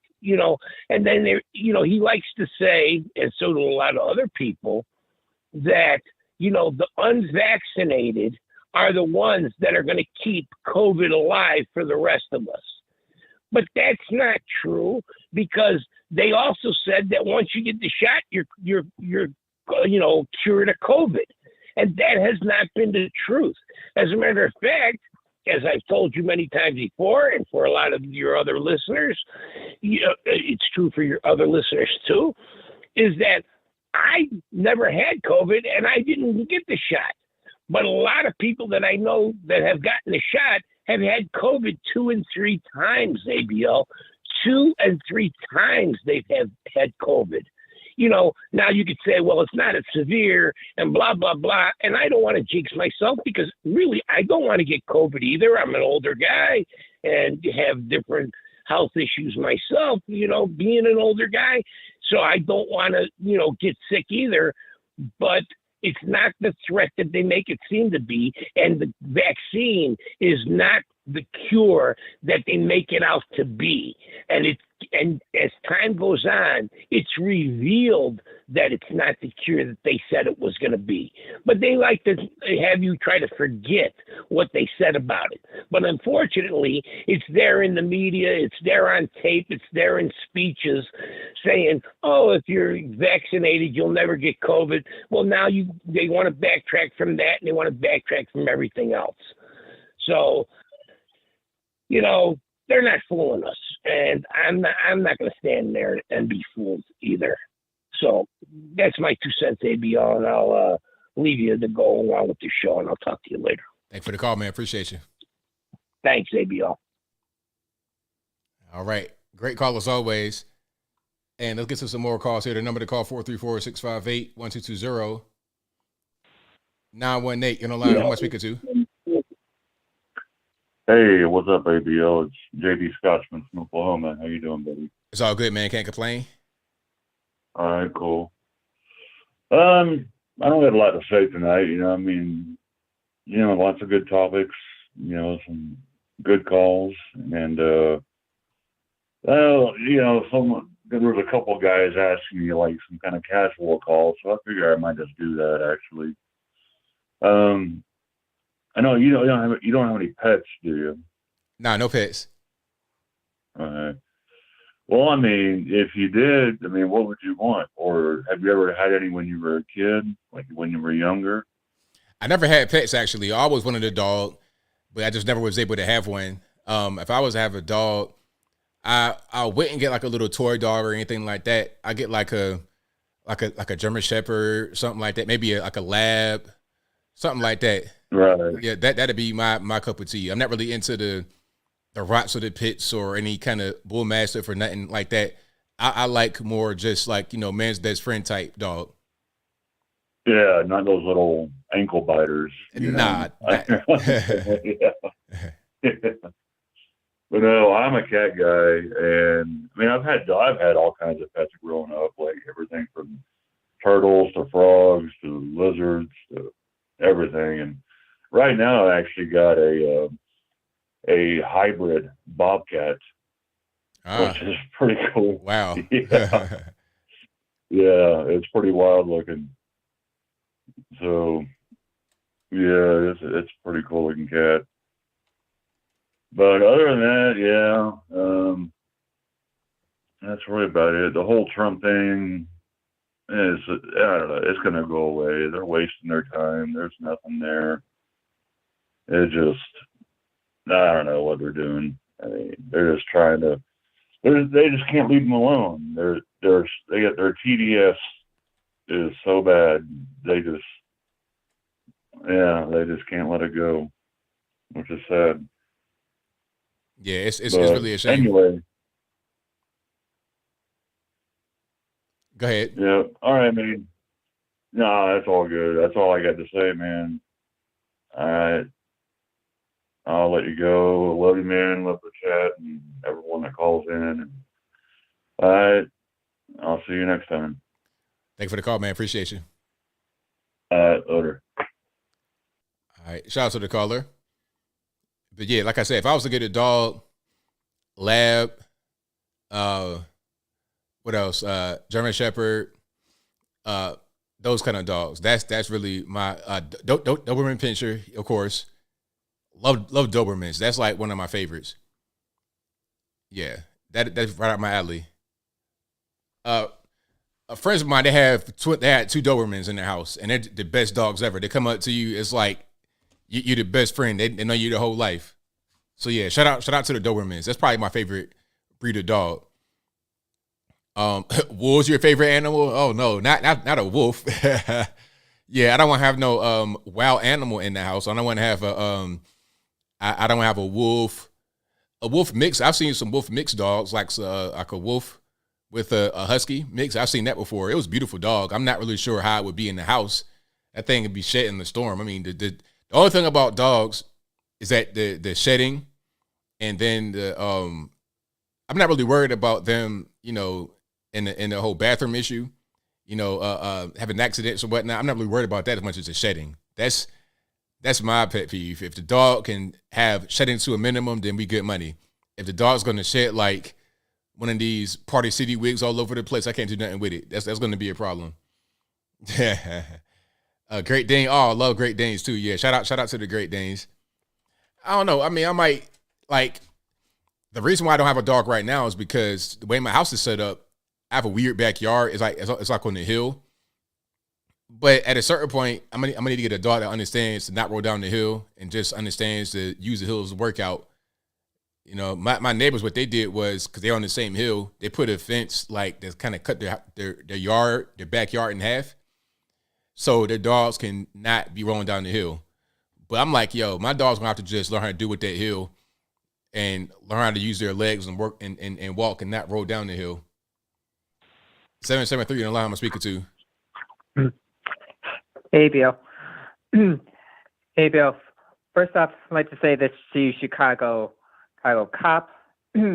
If he and everybody else finally vote out, who from the mayor or candidate, to quote from the TV show Scrubs, payback is a B. Right on. And let's just say I'm not really considering voting in mayor election, because what I gather is that the 2 remaining ones are just as radical. And what I gather, the black community is gonna vote for one of them forever. One reason either because of race, or they just want to continue on the same failed Democrat policies and free stuff instead of fixing the issues. Because where I see it, everybody is still not returning to normal after the pandemic, and just really doesn't seem like a lot of people are wanting to return to normal, and more businesses are leaving. Yeah, that's happening. Anyway, ABL, pertains with this whole Trump indictment, quote, arrest. You have heard that the whole arrest thing has been moved to next week. Well, yeah, like they're deliberating, or they're going to move the whole deliberation process and they may or may not come to a decision to arrest him. Yeah. So we're going to see how that works. But you do know that Alvin Bragg has some skeletons in his closet because, according to the Gateway Pundit, he's pretty much deleted over 600 classified documents about this thing and just pretty much cherry-picked a whole bunch of random stuff, despite the fact this whole Stormy Daniels thing has been appealed by a court a long time ago. So it's just recycling old junk just to find something that can actually stick. Yeah, I say good luck with that. And as far as, well, I do think if you're interested, you could take a look at Black Conservative Patriot about that, because he has not only showed about how all this type of attacks on Trump has been nothing but BS. Even the Mar-a-Lago warrant has been unconstitutional. And as far as I see it, even though it's a good thing we did not went out and protest, I still think everybody should be protesting against the government tyranny and a forward terrorism by the left, because think about it this way, is that if they do try to arrest Trump on some BS charges just to maintain their own power, that's going to spark some type of revolution in practically everybody in America who's actually paying attention than just the few foaming at the mouth leftists who just listen to whatever TV says or CNN says with no critical thinking or understanding. Is pretty much similar to that scene in Star Wars where Obi-Wan Kenobi said to Darth Vader, "Strike me down, I'll become much more powerful than you could possibly imagine." Right on. Absolutely. Anyway, ABL, if you do want some of the memes I made about my own mayor, I can send them to you because they're actually pretty funny. And I really think this one is my best one. Mayor Beefwood, the tribe has spoken. You're voted off the island. Bounce. Right on, man. Absolutely. Well, thank you for your call as always. Definitely appreciate you. Okay. All right. Thanks, my man, for the call. I appreciate him. We got time for like a couple more calls here. And the number to call, you guys know what it is, 434-658-1220. Let me go ahead and get to 203. You don't know who I'm speak to. My brother from another mother. What's up, ABL? It's all good, man. What's happening? Yeah, and I'm excited, bro, to talk to you. It's been a long time. How you doing? It's all good, man. Can't complain. Not cool about Fauci going down to 2022. Did you see that address, bro? Yeah, that address was pretty crazy. That was, that was really wild. How they showed their address, first of all, and it being 2022 was crazy. Yeah, I saw one of the comments or somebody, maybe it might have been you, honestly, and they said, I wonder if they got like the go ahead to, film in and put them in the documentary. Yeah, right, yeah. That's crazy. But listen, why don't we get to the nitty gritty, like Jack Black would say? Let's get to it. Okay, man. I'm a mathematical scientist in my own right. But, hey, history will serve itself. Do you know that the same time that they had the Spanish flu was the same time they had transatlantic electromagnetic waves? I have no idea about that. That's interesting. Yep, very interesting, man. And I'm telling you, this is all connected. The Fauci, because the guy said it himself. He said, "Where'd the flu go?" That's a good question. Right? Like it took a hiatus for a whole year. And to be honest, Mr. Fauci was wrong on his numbers there, because from what I could remember, it was like 57,000. And that's just like isolated. Right. But in any case, man, I know it sounds like us conspirators have been wrong, but it seems like we're batting 1,000 late. You know what I'm saying? Yeah. It's like the more you get exposed to stuff that was kind of like, like how they try to change definitions and whatnot, all of a sudden, all these things become true, and it's hard to do a deep dive into it because everything is being scrubbed. But I guarantee you this, if people really look at it, you said earlier in your show, right? You said, yo, I feel like I'm in the Truman Show. Suddenly I'm going to get to the end of it, and all of a sudden, oh no, this is a whole set. It's fakers. Yes, absolutely. Yeah, well, that's probably more true than conspiracy. I'm with you, man, for sure. Absolutely. Yeah, man. Check out. Listen, I'm gonna send you. I don't know. I wish I could find a way. What do I do? Do I go onto your if I go on your website, can I get onto an email or something, and I'll send you some stuff so I can retrieve it? I think I can. Yeah, it's on my website on the contact page. All right, bet, man. I'm about to hit you up with something crazy. You're gonna be like, yo, I'm telling you, the reason they were equivocating this or making a comparison between what happened now to the Spanish flu is because we upped the ante. So I'll give you an example, right? Tesla is big, right? Tesla is big. Do you know the electromagnetic wave of a Tesla coil? It could be anywhere between 10 to 15. The sun is only 0.0000015. So that means if you're messing around with things that are up there because you're shooting out a bunch of electromagnetic waves with all the Wi-Fi we got. I'll give an example. Listen, your refrigerator's magnet is 100 times stronger than the electromagnetic wave. I'm dead serious, bro. I'm gonna hit you up with some stuff, man. I love you, bro. You're doing great content, and that dude had me rolling with the Salem V. Right on, man. Thank you for your call. Definitely appreciate you. All right, shout out to the caller. And you guys are the best audience anywhere on these internets. Thank y'all for being here. Let's see if I got time for one more. Let's just check it out. 541, you're on the line. I'm speaking to. Hey, ABL, this is Matt S. from Central Oregon. All right, man. What's happening? Not much, man. I never called in before. I just wanted to say what up and say I appreciate the time you put in and the content, man. I really enjoy it every day.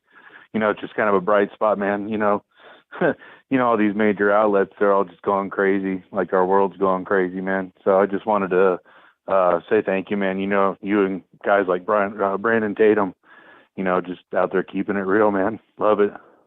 Thank you for your call, man, and your support. Definitely appreciate you. Absolutely, dude. Appreciate you, man. Have a good night. Same to you.